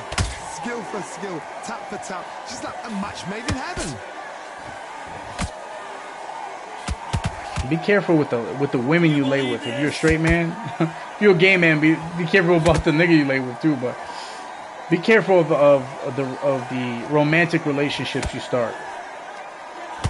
Because those people are gonna impact your life more than anybody else, bro. Your long-term partners are gonna have a bigger, deeper effect on you than some of your family. So be careful with that too. Believe them. Never started one? Yo, wee, it's alright, bro. I was a late bloomer as well. I didn't start like a serious relationship. So I was like, what, 21, 22? I lost my virginity around that time. That's right. Like my fiance After what right we saw now. in that last round, it's pretty She's the one I obvious lost who my has the virginity advantage to. here. Dominance without And we got a two doubt beautiful make kids. it look so easy. Don't fall into the trap of society of you gotta have all these bodies and you gotta do all this. Nah. You sleep with the wrong bitch, bro, you can end up getting killed. You sleep with the wrong bitch, you can have a child you don't want, a miserable life, put on child support. Bell rings and we start the third. Trust Well, me. there's no doubt Where about you who stick won your that dick last is very round. important. Let's see what he has for us here in the So next one. be mindful of that shit. As young men, bro, you got a lot of shit. We got a lot of shit to be worried about. Because our life, like I said, is not on easy mode. Keep doing what you've just been doing because you've won that hands down. I had a fart. Oh my god, this nigga ran into a power right that didn't even register. Shit is Appears that despicable. the moment of trouble has passed, at least for now. Now they've got to wake up. They've got to get on the back foot, clear the head a little bit, then jump back into it again. It's all about the hustle. Get back on it. Yeah, we're engaged. We were supposed to get married during COVID, but then COVID, COVID kind of detracted everything. And then around that time, my first son was born. Then we ended up moving out of state. It was a lot of shit. But we're looking to get married hopefully next year. But she wants to lose the little baby weight so she could get a nice dress. And I want to lose the weight that I've gained these last couple years before we get, officially married, do a ceremony and all that. I'm not even like paying attention to this shit. I'm just fucking throwing.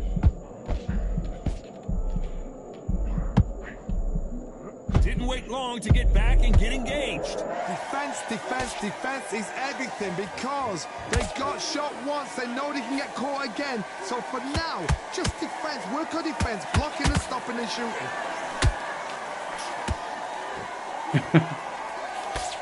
He misses with that jab. Uh-oh. Lomachenko just got I wish I owned a home. The market's trash, bro. On the East Coast, since COVID, the market's been fucking god-awful for housing. But I pay rent. I only pay $1,000 in rent, bro. And where I live, rent's like $2,500 standard. My landlord's just wild cool. 1,000. I only pay 1,000, bro. I got 3 bedrooms. This is technically a bedroom, the room I'm in right now. It's a finished basement, and then I have another room over here, which is like the laundry room. I got 2 rooms upstairs, 2 bathrooms. 3 private parking spots. That will do it. They want for 1,000, no bro. more. I already went to college. I got an associate's degree in criminal justice. I was gonna be a cop in New York City, but I ended up moving out of state. And then the day of my test, there was like New York City was flooded. The day of my test, I had to go drive all the way to Brooklyn, and New York City was literally flooded. They gave him the win. This game is broken. Yeah, New York City. That's probably my last match of the night. But New York City was flooded the day I had to go take the test. I took the test last year over here, the written exam at least, in the state that I'm in now. Passed it, but I got to take the physical test. And then with those two together, I could go to police academy and stuff like that. That's really what I want to do in my life. I want to be a cop. And I know everyone was like, oh, shit. Knight wants to be a pig. Oink, oink. But that's been the dream of mine since I was a kid, bro. I wanted to be in SWAT. So I'm going to try and give that a go. Right now, the business that I work for is lining me up for a little bit of a promotion. I'm letting that play out. If it doesn't go through, then I'm going full throttle for the police academy, and that's where I want to go. Oh, you said shit. I go to college. What do you want to do, bro? Wee wee. What do you want to do? What profession do you want to do? I'm gonna tell you right now whether or not you should go to college. What do you want to do with your life? So does it matter if I took any course to be an officer? You want to be a Marine?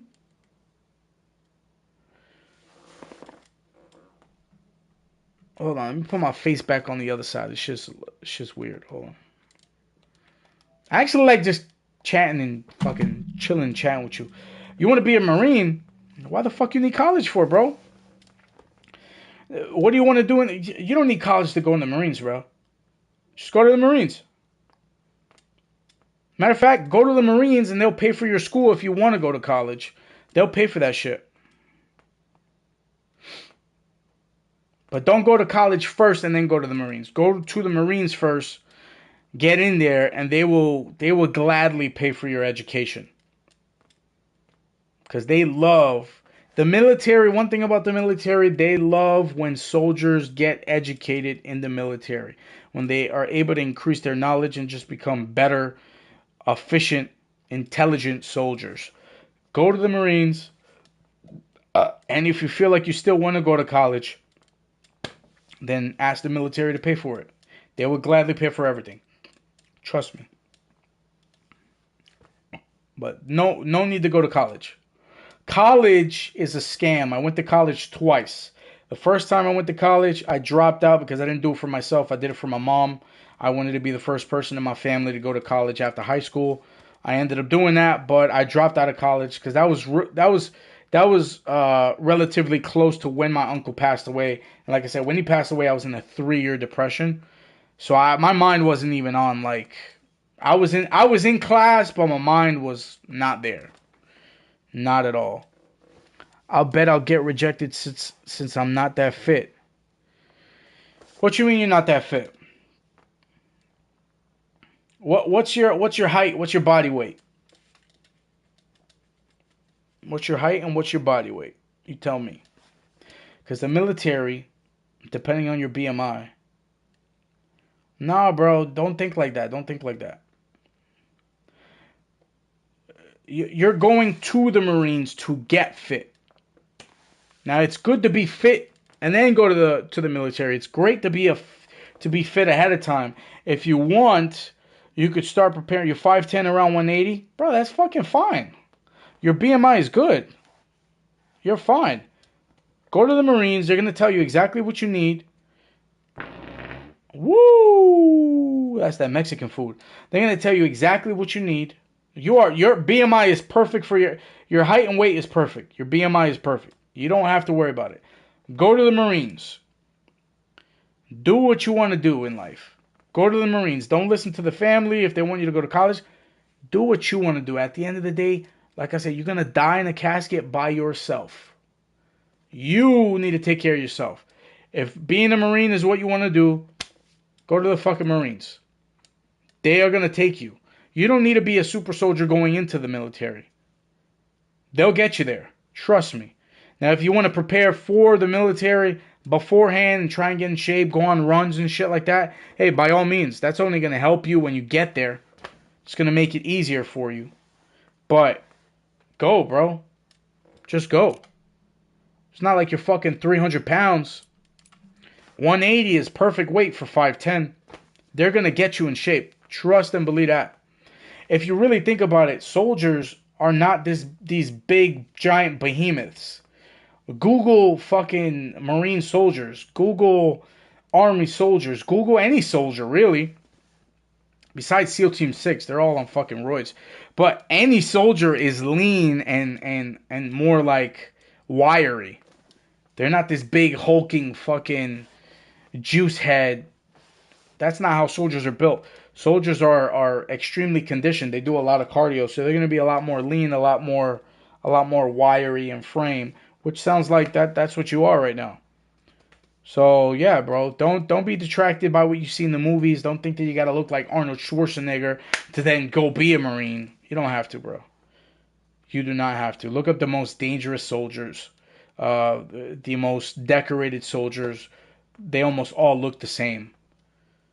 White, slim, and wiry. They're very lean and mean over muscle and fucking crazy. So, yeah, bro. You could definitely go and be a Marine. You could be a Marine today. I would say this is the perfect time. Go enlist. This is the perfect time. Go enlist because you got a president that's not just gonna run fucking nose first into a war. So if you're concerned about going to war, hey, that's a plus. But you can go into the military right now and just gain a bunch of knowledge, gain a bunch of experience, and not be worried about, going into World War III with Russia or fucking some stupid shit like that. Because the president, that's the last resort for him. Which is what detracted me from the military in 2016. Because I listened to the media, I listened to everybody around me. Oh, we're going to go to World War III. And I was in the process of doing you know, talking to a recruiter and all that shit, getting that going. But, you know, don't let people stop you from doing what you need to do, bro. You don't want to regret. You don't want to be 50 years old and be like, damn, man, I wish I was a Marine. I wish I would have went for that. Just do it. Believe in yourself.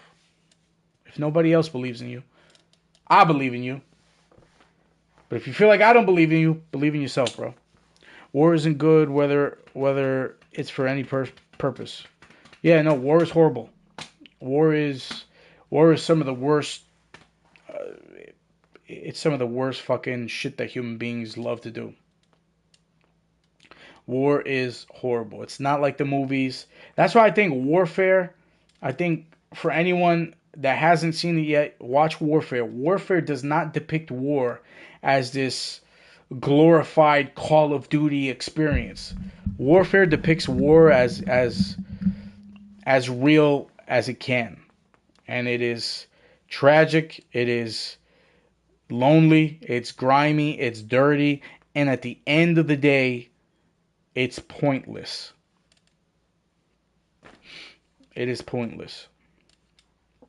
There's only one war that, I mean, not all war is pointless. Some war is unfortunately unavoidable. You know, Nazis run up and commit mass genocide. Yeah, we got to go to war. We got to go there and stop that. But most wars today are not for anything meaningful. They're for either territory, financial gain, stupid shit like that. So, yeah, I agree. War is horrible. War is absolutely horrible. But brother, I beg you, if you want to join the Marines, man, this is what I want you to do. This is what I want you to do.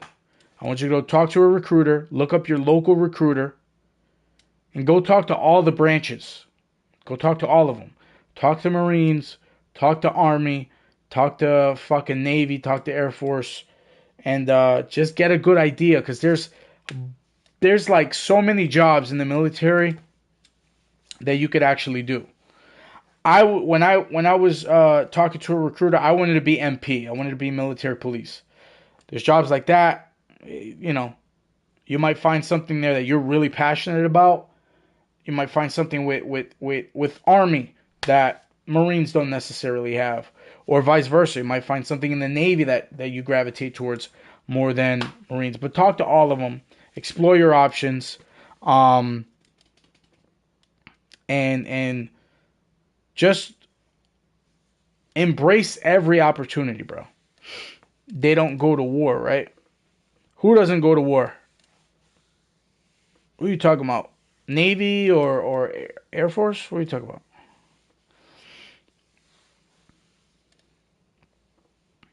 MP? Oh, no, they're soldiers. They're soldiers just like everybody else, but they have jobs out there. So they're just police. They're military police. You see military police on base, military police, you know. If they're doing, like if a crime is committed between soldiers, military police, they don't just call like regular, you know, Baghdad police or whatever. They got to call military police who specialize in investigating those things. And the reason I wanted to be MP was my thought process was I can go to the military, be MP, get experience for a couple years, come out, and then jump into a civilian police job. That's an easy route to be a cop, by the way. If you want to be a cop, go be MP. So, yeah, MP is a good job. I mean, I know people shit on cops. People don't really like cops. But at the end of the day, when some shit's going wrong, the first fucking numbers we dial are 911. And guess who shows up? It's cops. That's what we're calling. So, yeah, cops are just regular human beings, especially over here. But I think if you wanted to be a cop over here, the best route to do that is through the military. Why? Because you're going to get a lot of experience with weapons. You're going to get a lot of experiences maybe with combat. There's just a lot more efficiency, a lot more, what's the word I'm looking for? They're just a more efficient soldier, a more efficient cop, because they're physically fit, because they have all these experiences and all this knowledge, medical knowledge and all that stuff. So you can just you can easily transition into a civilian job being a cop. from the military. So I think that's my advice to you if that's something that you want to do. But there's a lot of options in the military, bro. A lot. But if you want to be a Marine, man, who's stopping you? Google that shit tomorrow, bro. Most of the cops are fat, not good. Yes, 100%. I wouldn't say most of the cops. There's a percentage of cops that are definitely fat, which is horrible. I mean, I remember I saw a video. This must have been like 2 years ago or something like that. But the cop, I kid you not, the cop must have been 300 pounds. How this motherfucker is still on duty on patrol is just mind-boggling. How you let a 300-pound liability walk around with a weapon. That is insane to me. He is a 300-pound liability. He tried to arrest a lady that was like half his size. Found, like, I think it was cocaine he found in her bag. Found weed and cocaine in her bag. He tried to arrest her. She got in the car. He ended up shooting her because he fell on the floor and she looked like she was about to like run him over. No bullshit. She had a gun. That's why he shot her. She had a gun. She shot at him, hit him in the chest plate. He fell on the ground, pulled out his weapon, shot her while she was in the driver's seat a couple times. And in the video, because it's his dash cam, he's on the fucking floor. The car is rolling backwards. I'm like, oh my gosh, she's just going to fucking run this dude over. He could not get off the ground because he was so big. He couldn't just sit up. He couldn't just roll over and get on his legs or get to, like, from his knees to his legs. He was that absurdly obese. She ended up dying because she drove away and ended up passing out due to blood loss down the road, crashed into a tree. She died. But this motherfucker, bro, was 300 plus pounds, bro. Still on duty, on patrol. Fat motherfuckers like that need to be sitting behind the desk, and they need a 6-month PT requirement. And if you don't make that shit in 6 months, bro, you're sitting at a desk. You're never going on patrol until you get in physical shape. And this is why I didn't really pursue the cop shit last year, because the physical shit too much, because I knew I wasn't in physical shape. I know I need to get in physical shape. I wanted to take the test though beforehand just to see what the material was on, just to see if I could pass it. It was a pretty easy test. So now all I got to do is focus on my physical, get my weight down, and be a cop. That was my biggest concern. I was like, fuck, what kind of, like, what's on the test? Is it too complicated? Am I too stupid? The test is it's really common sense, actually. The police test is really common sense. He gonna eat that weapon. You want it. So all the military branches pay the same? Not necessarily. I don't think so. At least from what I know, I do have a couple friends in the military. I have a friend that's in the Navy. And then I know he has a brother that's in the Air Force. Air Force, I think, gets the better treatment. But in terms of, like, I don't know, there's like inside jokes basically within all branches. Who's the more respected? But it really depends. If you go into the military with college education, you'll get paid more than somebody who doesn't have college education. You'll come in a rank higher than them. It really depends on your job and really rank wise what you get paid. But if you want to be realistic, military don't really get paid that much. They don't get paid much at all, actually. They get paid maybe 30-something grand a year starting. But, and I know people are hearing like, what the fuck? 30 grand is fucking nothing. Free dorm, free food. They don't have the same expenses as somebody who's living out here, right? Everything is pretty much paid up for them. So 30 grand, when you think about it, with no expenses, is good money. Really good money. And you got to be graduated to become an officer. It depends what state you're in. So when I lived in New York City, I needed 60 college credits with a criminal justice degree to be a cop, which is why I went to school. I had that degree. I only went to college to be a cop. That's it. Because they required it. Before it was just high school diploma. But then now you needed fucking 60 college credits. So ended up going to school. Paid for it myself the second time. Passed. Got the 60 credits. I even did they had us do, like, to fully graduate, you had to do a mock interview with a police officer, like a sergeant or something like that. They would bring him to the school, and they would interview you. You had to come with a suit and all that shit. Let me see if I can find a picture. Look, oh fuck, my phone is dead. Probably next time I stream, I'll show you. If this comes up again, I don't want to just like bring it up randomly. But yeah, I had to pull up with a suit, a tie, and then sit in a room with 2 police officers, and they had to interview me, basically. And the interview was like, why you should be a cop, why would you want to be a cop. They interview you on like knowledge of New York's, like, let's say NYPD, right? They were asking questions about who's the police commissioner, where's this precinct located, what do you know about police officers, all that shit. It was pretty cool. Like, they were super. It felt like, low-key felt like an interrogation. Like you were sitting in an interrogation room. Like, it's just two stern, stone-faced motherfuckers sitting across from you, asking you questions that you should know the answers to. Kind of intimidating a little bit, to be honest. But it was a good time. I remember I got out and we were sitting in the lobby. We were like, yo, bro, you think you passed? He was like, yo, bro. There was one motherfucker. He swore to God he failed every question. He didn't have a single answer. Oh, man. And California and New York pays more than other states, so move to New York or California. Yeah, if you want to, you can move to a state with no income tax, by the way. There's a couple states out there.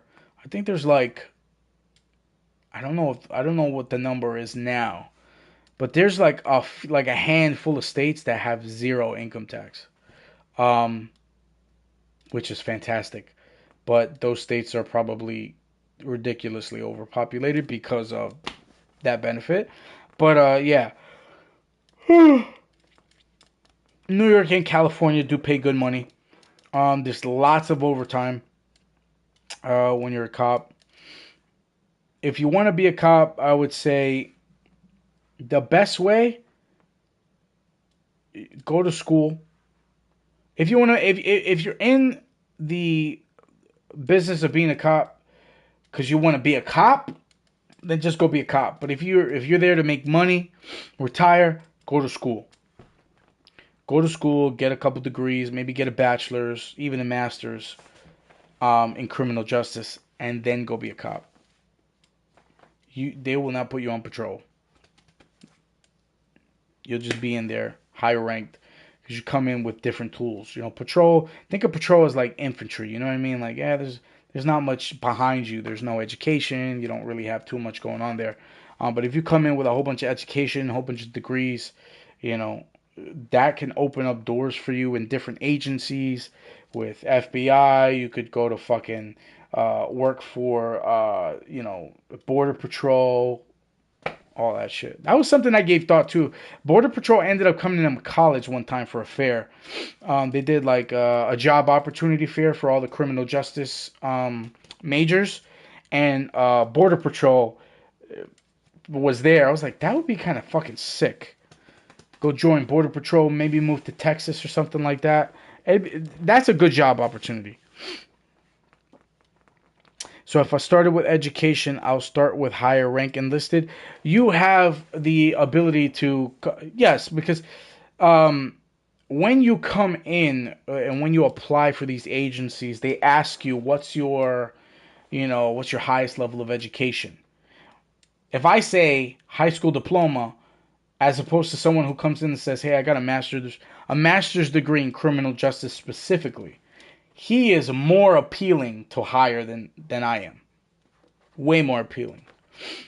He specializes in criminal justice, which means that this man may be applicable for a fucking, detective position, because he's highly educated. Education goes a long way. Now, I don't think it's necessary if you want to be a cop. You can get to that same position by just jumping in and doing well, getting arrests and progressing and just doing a good job. But education in fields like that always helps, because it shows the employer that you're willing to sit patiently for years, tediously working on your craft. It's a really good look when you have education going into the military or policing or something like that.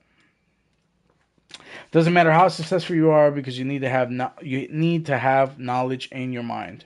Yes, 100%. 100%. But somebody without education can also be a detective as well. Now, you're not going to be there immediately, but if you've been on the job, I would say someone who's been on the job 10 years without a master's degree is more is a better candidate, in my personal opinion, than someone straight out of the academy with a master's degree. Why? Because they have experience. Experience trumps all. I don't care what you read in the book. I don't care what kind of study you've done. Nothing is more important than real life experience. Nothing. This is why when they get motherfuckers to do like undercover work and shit like that, it's people. Those are cops that are usually been on the street when they were younger. Have those street smarts, that understanding of this is how motherfuckers talk to each other. This is how you're supposed to act. You know what I mean? Like, get a motherfucker who's been studying for 4, 5, 6 years in college and make him an undercover. Not going to be as efficient as somebody who used to live on them streets, who used to talk to those type of people. And that's why I feel like we're in the job that I'm in right now. So I sell insurance. When I'm speaking to people, and you see it in my YouTube videos too, I do speak two ways. Like right now, this is how I speak regularly. But sometimes in the YouTube videos, I'll bring up my more eloquent voice or whatever. But when I'm at work, I do the same shit. Like you got to know your crowd, right? Like if I know, if from what I hear on the phone, you sound like you're from the hood, or you were raised in the same neighborhoods that I was in, then I'm gonna talk to you like this.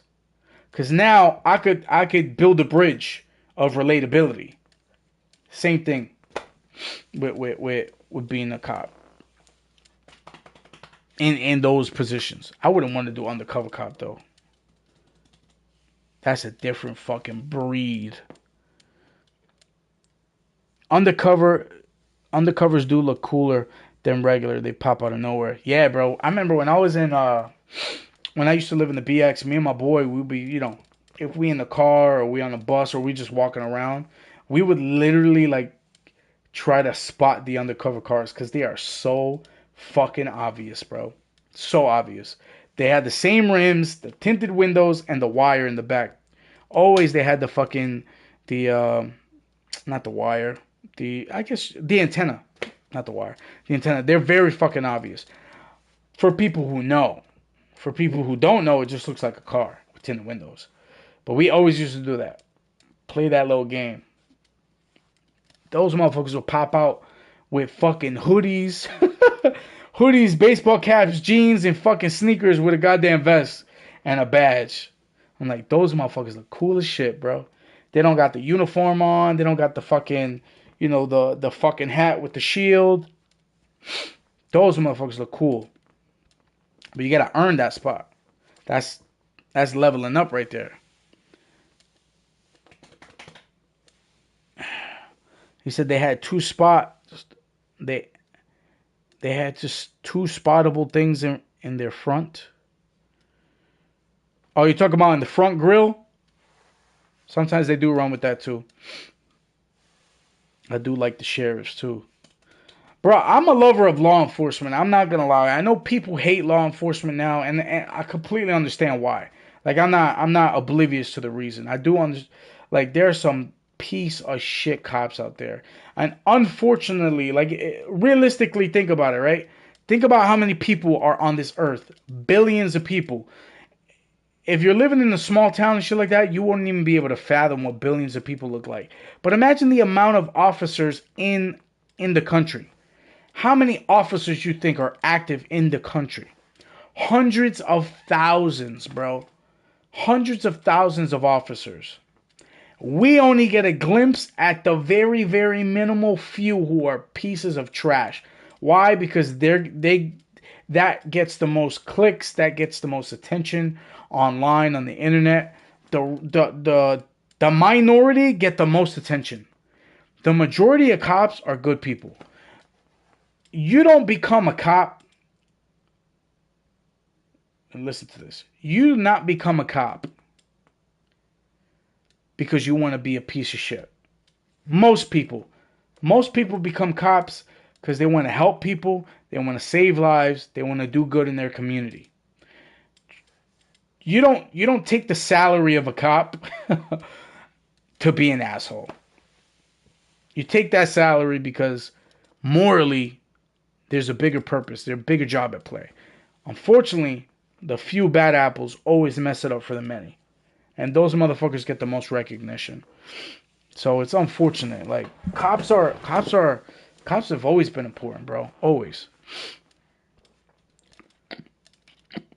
Yeah. Why do people hate them, I wonder? People hate cops. I mean, you know why, bro. But I'll answer your question anyway because you know why. But look, 660 active cops right now. 660,000, if that stat is correct. That's almost 1 million cops. Right? So they're severely understaffed. Severely understaffed. If there's 660,000 cops active in the country, there's 19 million people in New York City.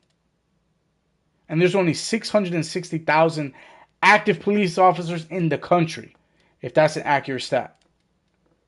Think about the fucking how overpowered they can get. Like, they can be overpowered by society in the blink of an eye. Total law guys, 900K. Let's just call it 1 million. Versus the country's 340 to 350 million population. That is fucking retarded. How easily cops are over or understaffed and how easily they can get overpowered by the country is crazy. People don't understand it. I mean, there's sometimes you call cops and there's just two motherfuckers on the scene. Two motherfuckers on the scene, bro. I remember when I go to the BX and I go to my fiance's crib or her parents' crib, she lives in the projects. They be two cops in the front in the projects. Just two cops. Imagine that. Two of you, bro, versus the world. It's like you're fighting an army, bro. You're fighting a fucking army. So it's like, and the job don't pay well.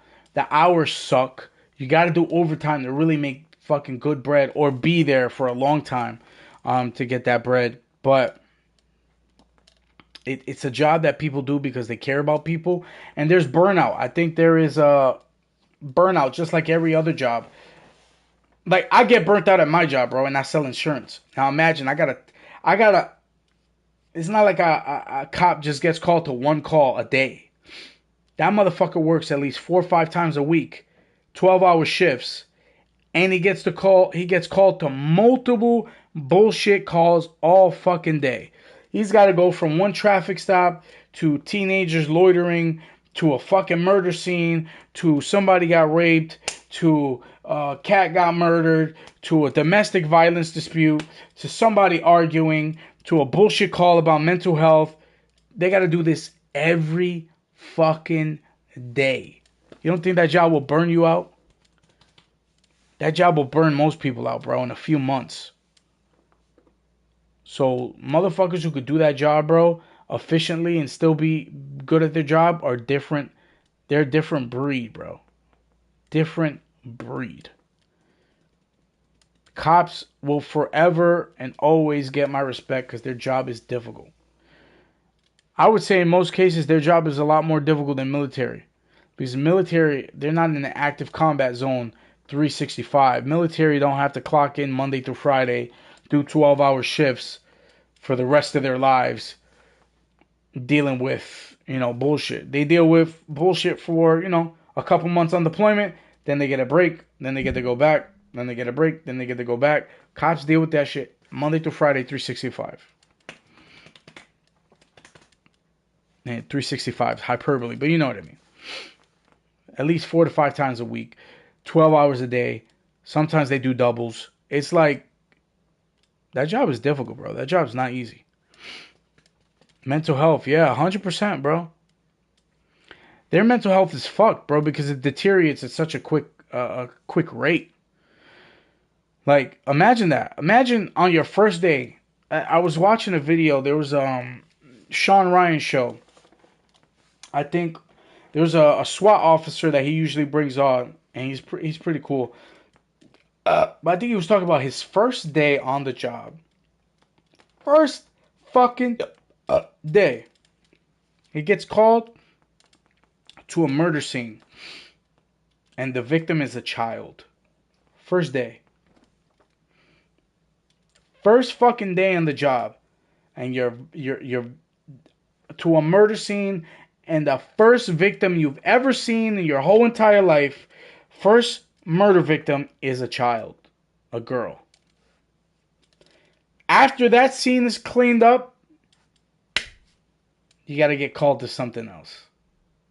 It's not like, oh shit, hey babe, I worked on the murder scene today. That was the job. That was the 8-hour shift. No. You work on that, then you move on to the next. You move on to the next. And these are 12-hour shifts.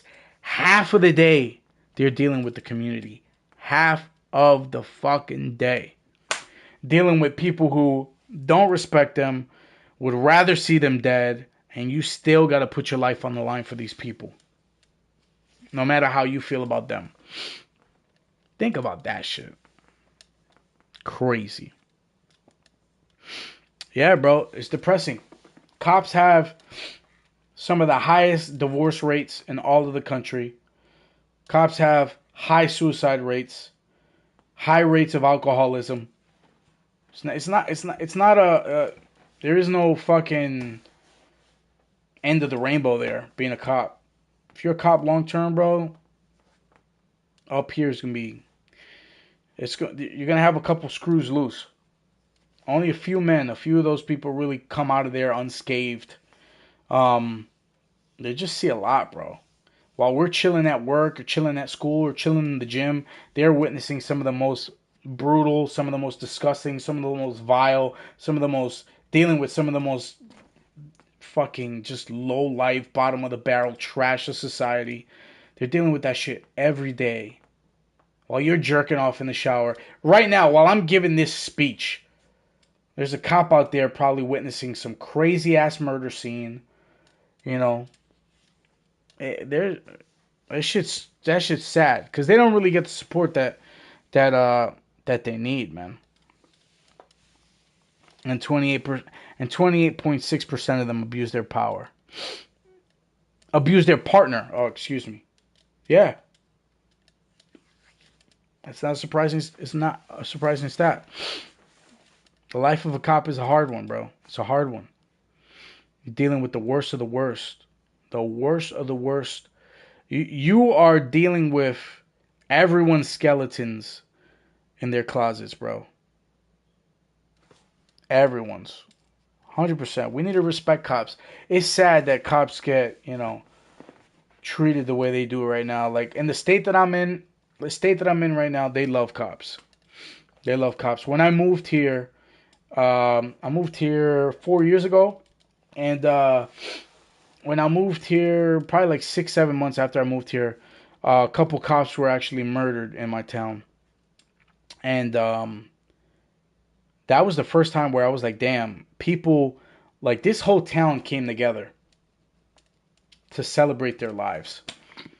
There was I forgot what it's called, but basically down the main strip of my where I work, there's like a big fucking strip.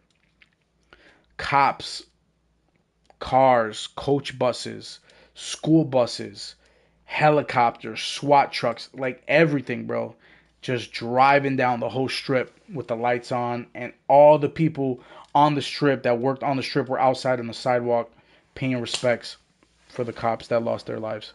This is the first time in my whole life that I've ever seen something like that. Like in person. Where I'm from in New York City, bro, niggas laugh and applaud and they celebrate when cops get killed.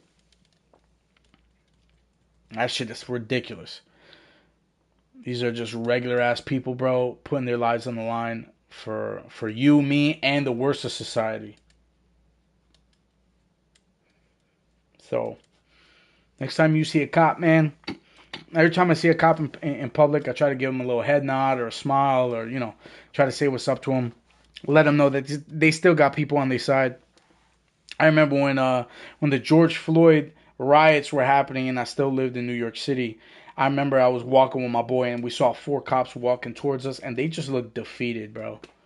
They looked so defeated, like you could just almost see them questioning, why am I wearing this uniform? Why am I working this job for these people who don't give a fuck about me? Why am I putting my life on the line when I could be at home with my family? I could be chilling with my kids. I could be with my wife.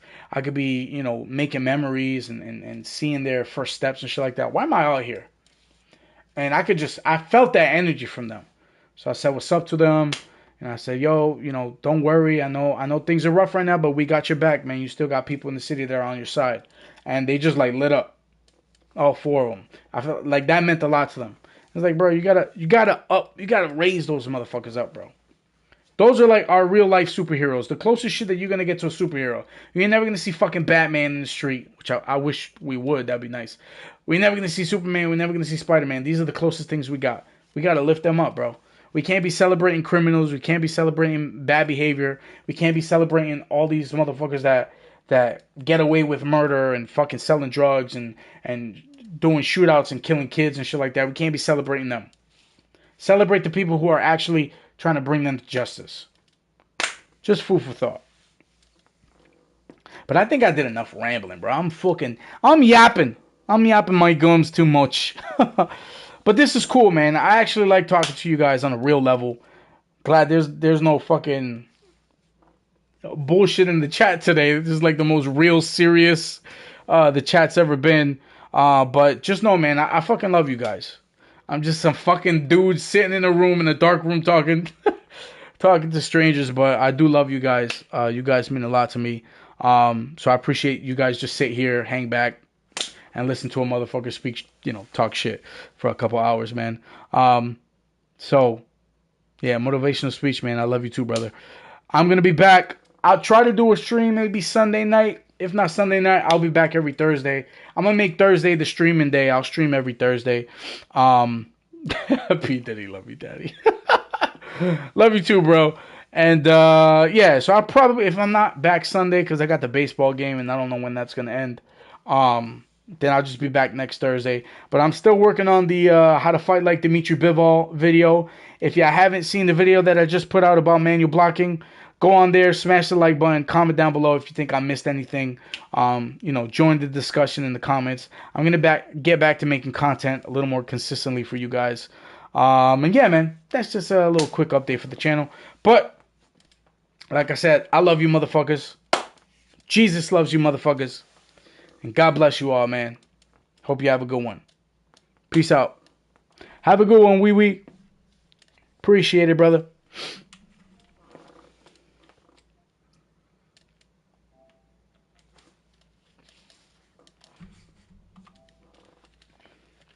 Peace out, ultimate guy.